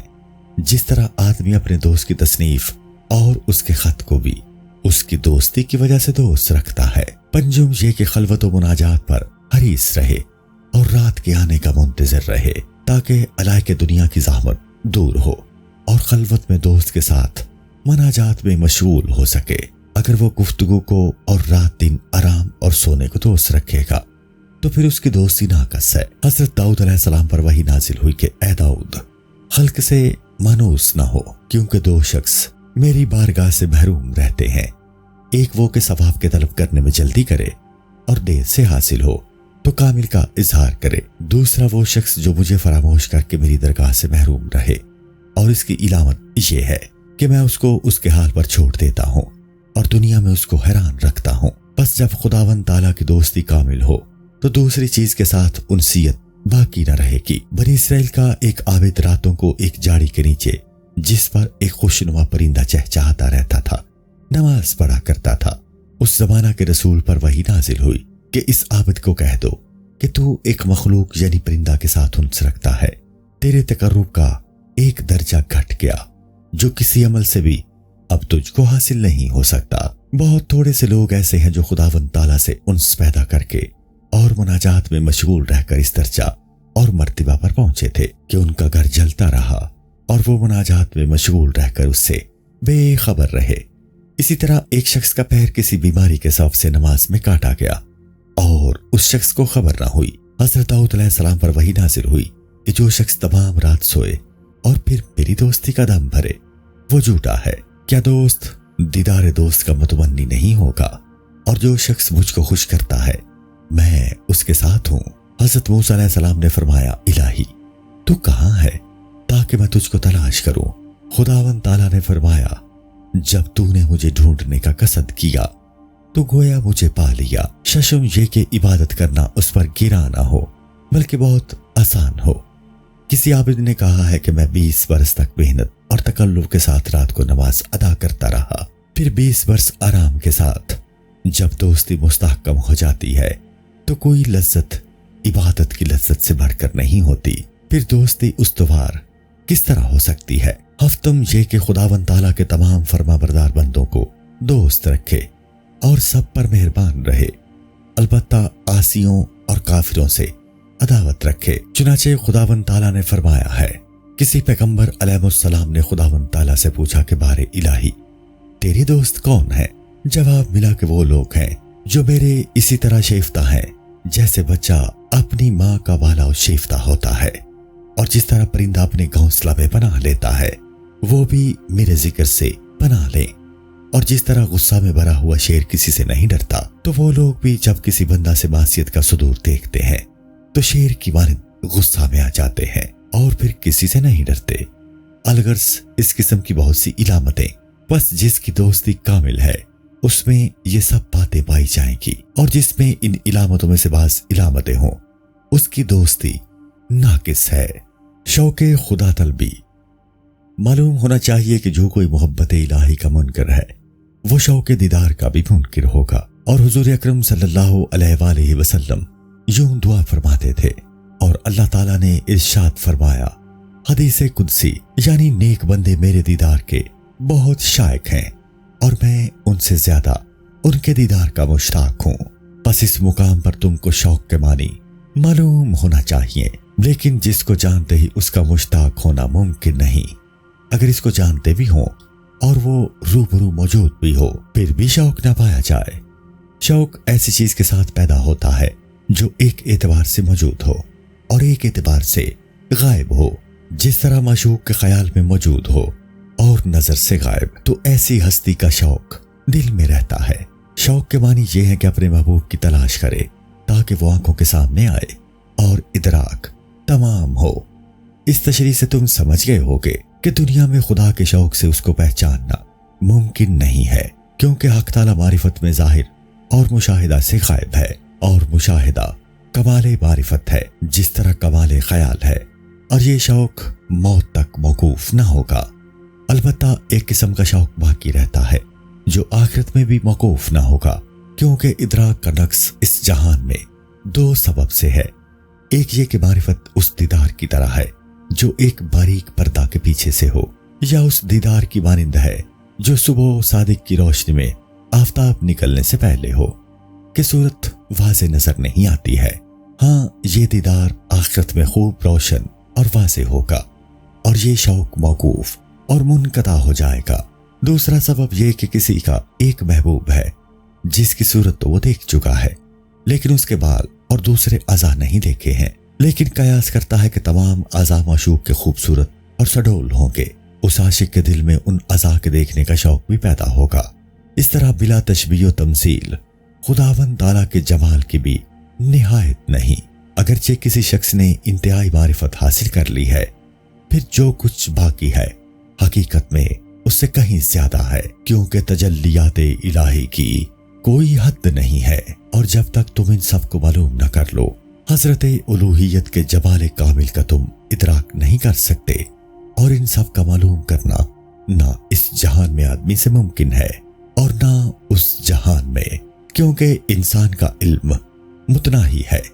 बस जिस कदर आखिरत में दीदार इलाही ज्यादा होगा, उसी कदर लज्जत ज्यादा होगी, और वो बेनिहायत है। उन्स क्या है? जब दिल की नजर किसी हाजिर चीज पर हो और उसकी हालत ये हो कि दीदारे माशूक से पूरी शादमानी और फरहत हासिल करता रहे, इसका नाम उन्स यानी उनसियत है। और जब दिल की नजर उस तरफ रहे जो कुछ दीदार से बाकी रह गया है, तो वो उसकी जुस्तजू करेगा, इसका नाम शौक है। इस उन्स और इस शौक की इंतहा नहीं, न दुनिया में और न आखिरत में। और बंदे हमेशा आखिरत में ये इस्तिदा करते हैं कि जो कुछ जमाले इलाही आश्कार होता है वो सब नूर के पर्दों में होता है, और बंदों को उसके अतमाम की तलब रहती है, लेकिन वो उसकी इंतहा को नहीं पहुंच सकते, क्योंकि कोई बशर हक ताला को तमाम कमाल मालूम नहीं कर सकता। तो जब बंदा उसको तमाम कमाल पहचान ही नहीं सका, तो उसका ये तमाम कमाल दीदार किस तरह कर सकेगा।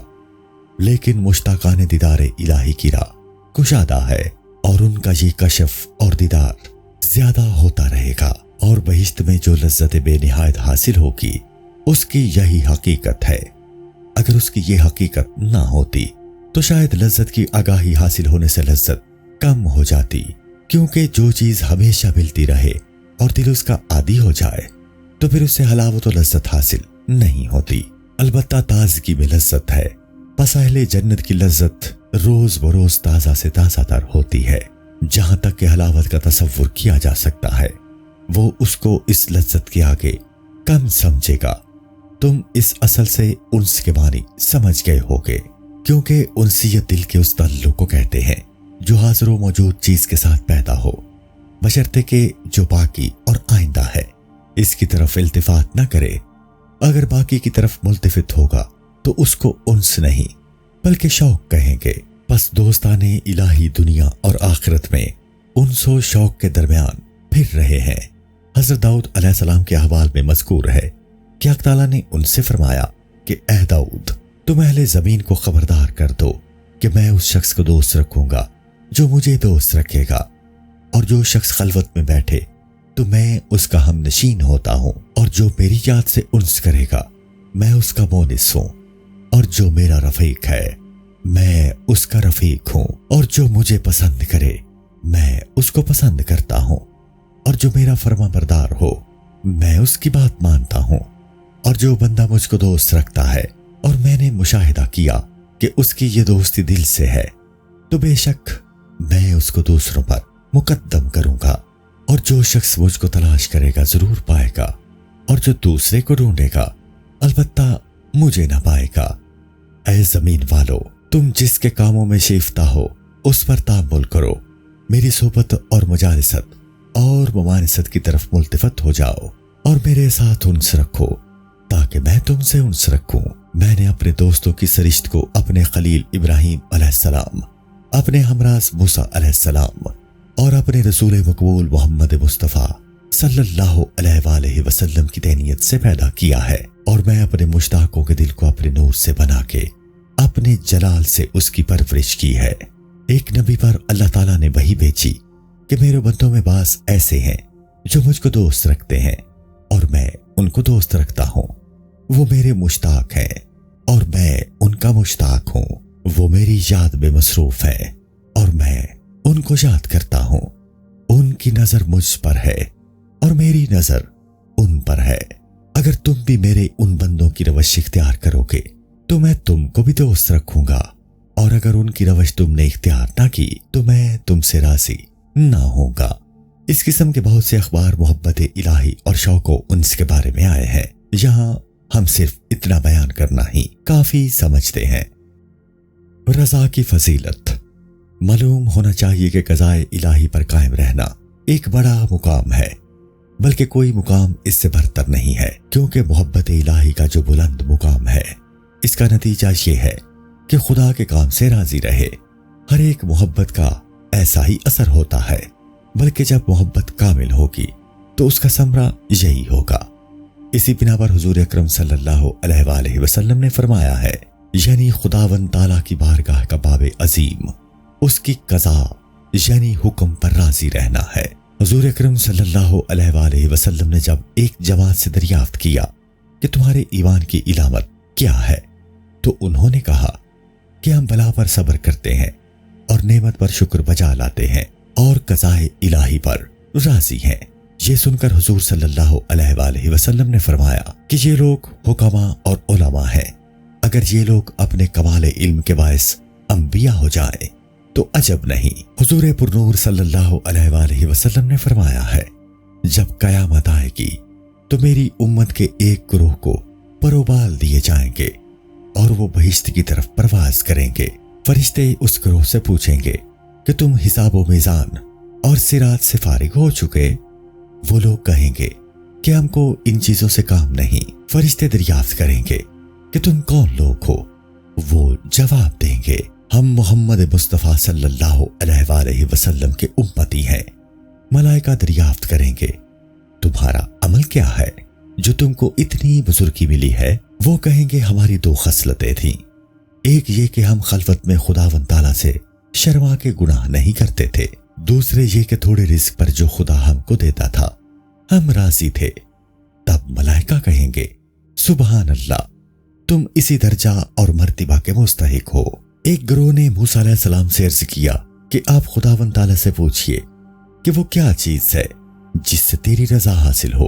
حضرت موسیٰ علیہ السلام پر وحی نازل ہوئی، ان سے کہہ دو کہ میرے حکم پر تم راضی رہو، میں تم سے راضی رہوں گا۔ حضور داؤد علیہ السلام پر خداوند تعالیٰ نے وحی بھیجی کہ میرے دوستوں کو دنیا کے غم سے کیا کام کہ وہ مناجات کی لذت کو ان کے دل سے دور کر دے گا۔ اے داؤد علیہ السلام، میں اپنے دوستوں سے یہ چاہتا ہوں کہ وہ روحانی رہیں اور کسی چیز کا غم نہ کرے اور دنیا میں کسی چیز سے دل نہ لگائے۔ حضور اکرم صلی اللہ علیہ وآلہ وسلم نے ارشاد فرمایا کہ خداوند تعالیٰ نے فرمایا ہے کہ میں وہ خدا ہوں کہ میرے سوا کوئی خدا نہیں۔ جو شخص میری بلا پر صبر نہ کر لے اور میری نعمت پر شکر نہ کرے اور میرے حکم پر راضی نہ رہے تو پھر وہ دوسرے خدا کو پیدا کرے۔ حضور اکرم صلی اللہ علیہ وآلہ وسلم کا یہ بھی ارشاد ہے کہ خداوند تعالیٰ نے فرمایا ہے، میں اس سے راضی ہوں جو مجھ سے راضی ہے، اور جو شخص مجھ سے راضی نہ ہوگا میں اس سے بیزار ہوں، اور قیامت تک یہی حال رہے گا۔ حضور اکرم صلی اللہ علیہ وآلہ وسلم نے یہ بھی فرمایا ہے کہ حق تعالیٰ فرماتا ہے کہ میں نے خیر و شر کو پیدا کیا، نیک وقت شخص وہ ہوگا جس کو نیکی کے واسطے پیدا کیا ہے اور نیکی کو اس کے ہاتھ پر آسان کر دیا ہے، اور بدبخت وہ ہے جس کو میں نے بدی کے واسطے پیدا کیا ہے اور نیکی کو اس کے ہاتھ پر آسان کر دیا ہے۔ اور بدبخت وہ ہے جس کو میں نے نیکی کے واسطے پیدا کیا ہے اور نیکی کو اس کے ہاتھ پر آسان کر دیا ہے۔ اور بدی کو اس کے ہاتھ پر آسان کر دیا ہے، اور خرابی ہے اس کے لیے جو حکم الہی پر چونو چرا کرے۔ منقول ہے کہ ایک نبی 20 سال تک بھوک، برہنگی اور مصیبت میں گرفتار رہے اور ان کی دعا قبول نہیں ہوتی تھی۔ بس وہی آئی کہ زمین و آسمان کو پیدا کرنے سے پہلے تمہاری سرنوشت یعنی قسمت ایسی تھی۔ کیا تم چاہتے ہو کہ تمہارے لیے زمین و آسمان کی خلقت اور مملکت کی تدبیر کو بدل دوں، اور حکم کر چکا ہوں اس کو پھیر دوں، تاکہ تمہارے کام تمہارے ارادہ کے مطابق سر انجام ہو اور میری مرضی کے موافق نہ ہو، اور کام اس طرح ہو جس میں تمہاری خوشی ہو، میری خوشی نہ ہو۔ میری عزت و جلال کی قسم، اگر پھر ایسا خیال تمہارے دل میں آئے گا تو انبیاء کے دفتر سے تمہارا نام مٹا دوں گا۔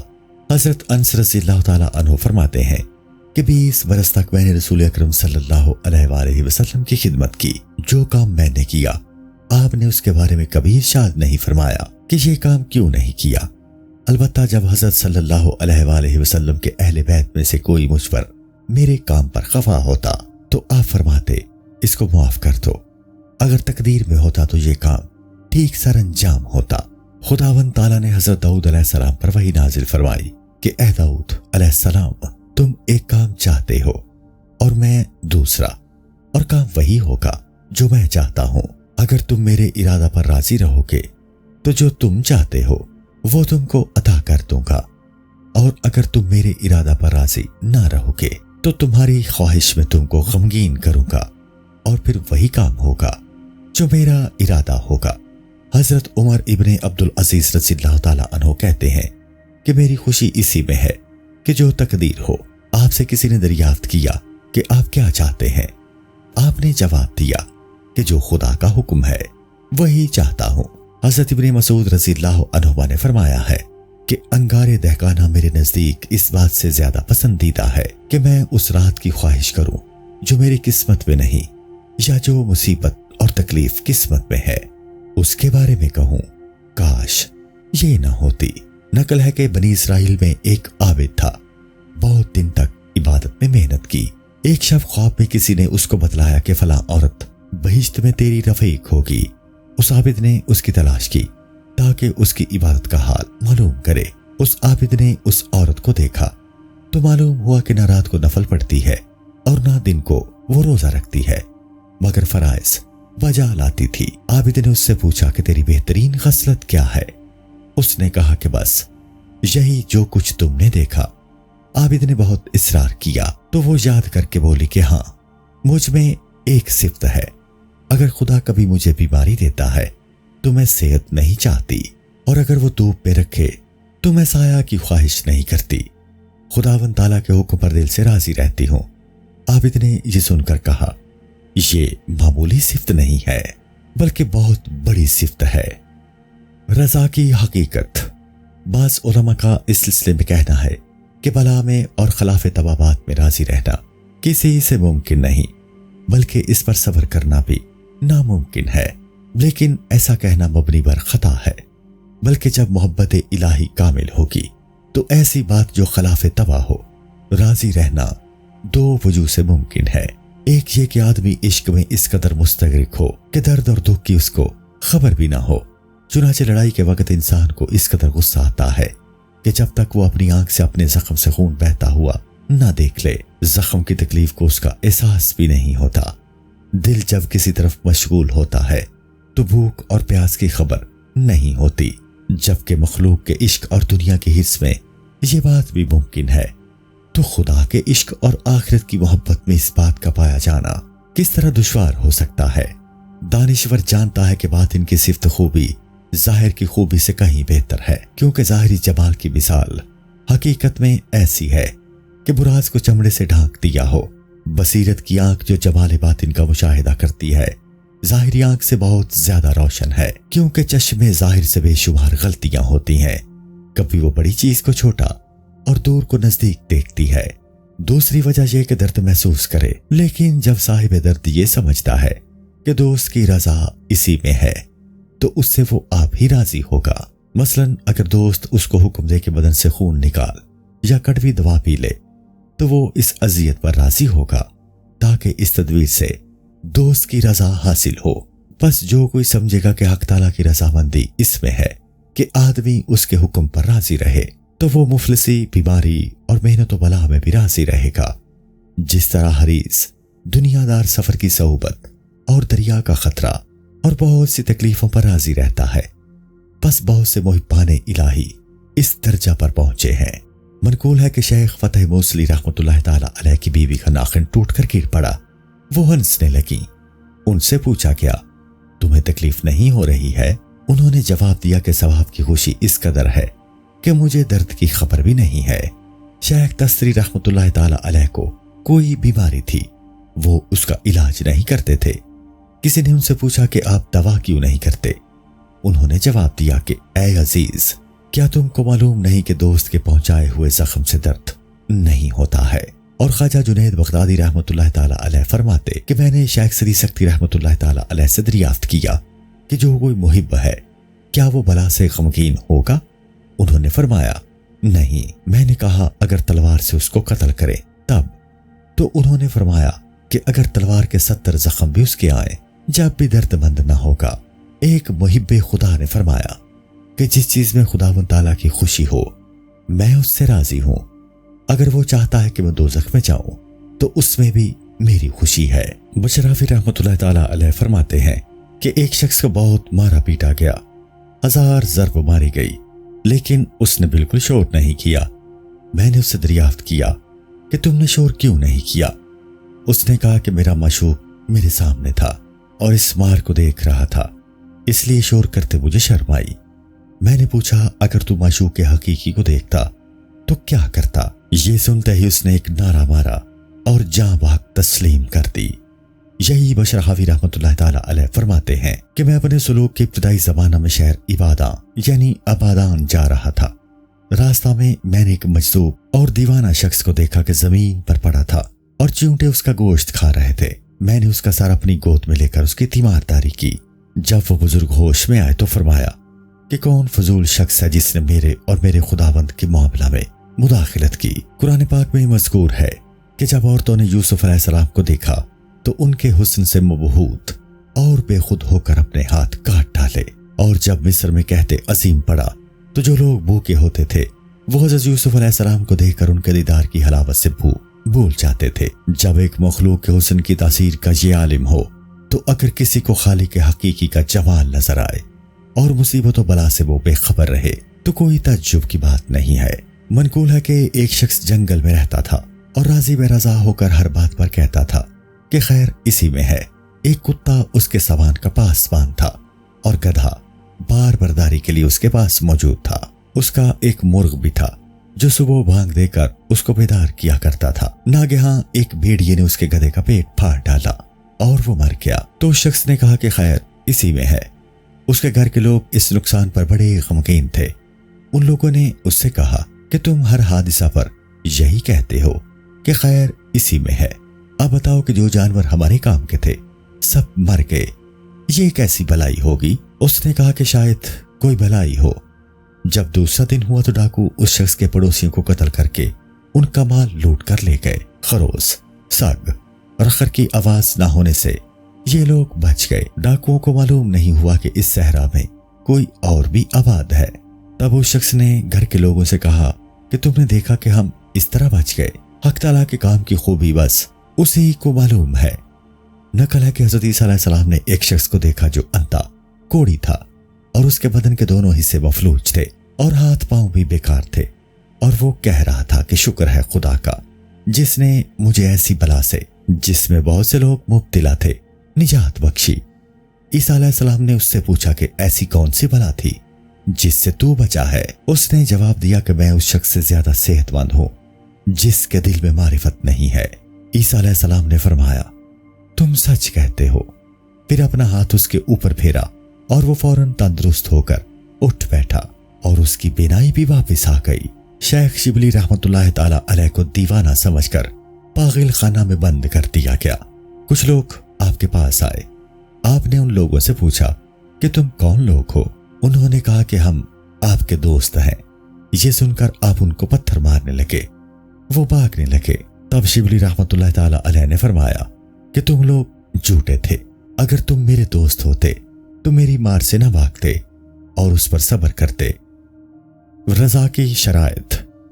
بعض علماء نے کہا کہ رضا کی شرط یہ ہے کہ آدمی سوال نہ کرے اور جو چیز اس کے پاس موجود نہیں ہے اس کو خدا سے طلب نہ کرے، اور جو چیز اس کے پاس موجود ہے اس پر قناعت کرے، اور چاہیے کہ فسق و فجور کو دیکھ کر برا نہ مانے، کیونکہ وہ بھی قضائے الہی سے ہے، اور اس شہر سے جس میں گناہوں کی کثرت ہو، وبا ہو، وہاں سے نہ بھاگے، کیونکہ یہ قضا سے بھاگنا ہے۔ لیکن حضور اکرم صلی اللہ علیہ وآلہ وسلم دعا مانگا کرتے تھے، اور دعا مانگنے کی ترغیب بھی فرمائی ہے اور ارشاد کیا ہے کہ دعا عبادت کا مغز ہے، اور حقیقت بھی یہی ہے کہ دعا کے سبب سے دل میں رقت، شکستگی، تقرب اور تواضع اور باری تعالیٰ کے ساتھ التجا کی کیفیت پیدا ہوتی ہے، اور یہ سب نیک اور خوب اوصاف ہیں، جس طرح پانی پینا تاکہ پیاس دور ہو، کھانا کھانا تاکہ بھوک رفع ہو، اور لباس پہننا تاکہ سردی کو دفع کرے، رضائے الہی کے برخلاف نہیں ہے، بلکہ جس امر کو خداوند تعالیٰ نے سبب ٹھہرا کے اس کا حکم دیا ہو اس حکم کے خلاف کرنا خداوند تعالیٰ کی رضامندی کے خلاف ہے۔ البتہ گناہ سے راضی رہنا درست نہیں ہے کہ اللہ تعالیٰ نے معصیت سے منع فرمایا ہے۔ رسول اکرم صلی اللہ علیہ وآلہ وسلم نے فرمایا ہے کہ اگر کوئی شخص معصیت سے راضی ہوگا تو گویا وہ اس گناہ میں شریک ہے، اور حضور انور صلی اللہ علیہ وآلہ وسلم نے فرمایا ہے کہ اگر کسی شخص کو ملک مشرق میں قتل کیا جائے اور کوئی دوسرا بندہ مغرب میں ہے اور اس قتل ناحق سے خوش ہو تو گویا وہ اس گناہ میں شریک ہے۔ اگرچہ معصیت خدا کے حکم سے ہوتی ہے، لیکن اس کے دو پہلو ہیں۔ ایک کا تعلق بندہ سے ہے کہ گناہ کا کرنا اس کے اختیار میں ہے کہ بندے کی قوت بھی حق کا عطیہ ہے، اور دوسرا رخ خداوند تعالیٰ سے تعلق رکھتا ہے۔ جو کچھ ہوا وہ اس کی قضا اور تقدیر کی بنا پر ہے، اس کے حکم اور تقدیر کو اس میں دخل ہے، بس اس وجہ سے کہ خدا کی تقدیر ہے کہ بندے کفر و معصیت سے خالی نہ رہیں گے، اس پر راضی رہنا ضروری ہے۔ لیکن اس اعتبار سے کہ اللہ تعالیٰ گناہ سے ناراض ہوتا ہے تاکہ اس پر راضی رہنا ضروری نہیں، اور ہم نے یہ جو کچھ کہا کہ اس میں تناقض نہیں ہے، کیونکہ اگر کسی شخص کا کوئی دشمن مر جائے اور وہ اس کے دشمن کا دشمن ہو تو وہ غمگین ہوگا اور خوش بھی ہوگا، اس میں خوشی کا سبب کچھ اور ہے اور غم کا موجب کچھ اور ہے۔ تناقض اس صورت میں ہو تاکہ خوشی اور غم ایک سبب سے ہوں، بس ایسی جگہ سے جہاں معصیت ہو بھاگ جانا ضروری ہے۔ چنانچہ حق تعالیٰ کا ارشاد ہے، یا رب ہم کو اس قریہ سے نکال دے جس کے لوگ ظالم ہیں۔ بزرگان سلف نے ایسی بستی میں مقیم ہونے سے گریز کیا ہے، کیونکہ معصیت سرایت کرے گی، اور نہ کرے گی تو بلا اور عقوبت میں گرفتار ہونا ہوگا، جیسا کہ ارشاد الہی ہے۔ اور اس فتنہ سے ڈرتے رہو جو تنہا تم میں سے صرف ظالموں ہی کو نہ پہنچے گا۔ اگر کوئی شخص ایسی جگہ پر ہو جہاں اس کی نظر نامحرم پر پڑتی ہے اور وہاں سے بھاگ جائے تو اس میں رضائے الہی کی مخالفت نہیں ہے۔ اسی طرح اگر کسی شہر میں قحط ہو تو وہاں سے نکل جانا روا اور درست ہے، مگر طاعون اور وبا کی جگہ سے نکل جانا یعنی بھاگ جانا درست نہیں، کیونکہ اگر تمام تندرست لوگ چلے جائیں گے تو بیمار تباہ و برباد ہو جائیں گے۔ البتہ دوسری آفتوں کے لیے ایسا حکم نہیں ہے، بلکہ حکم کے موافق اس کی تدبیر ضروری ہے۔ بس جب حکم بجا لایا لیکن تدبیر سے کوئی فائدہ نہیں ہوا تو پھر تقدیر پر راضی رہے اور سمجھ لے کہ بہتری اور خوبی اسی میں ہے۔ السلام علیکم۔ پوری کتاب دیکھنے کے لیے ہمارے یوٹیوب چینل صوفی سما کی پلے لسٹ میں جائیں، یہاں آپ کو مختلف بزرگوں کی کتابیں ملیں گی، اور جو کتاب پوری نہ ہوئی اس پر کام تیزی سے ہو رہا ہے اور ریگولر بیسس پر اپلوڈ ہوتی رہتی ہیں۔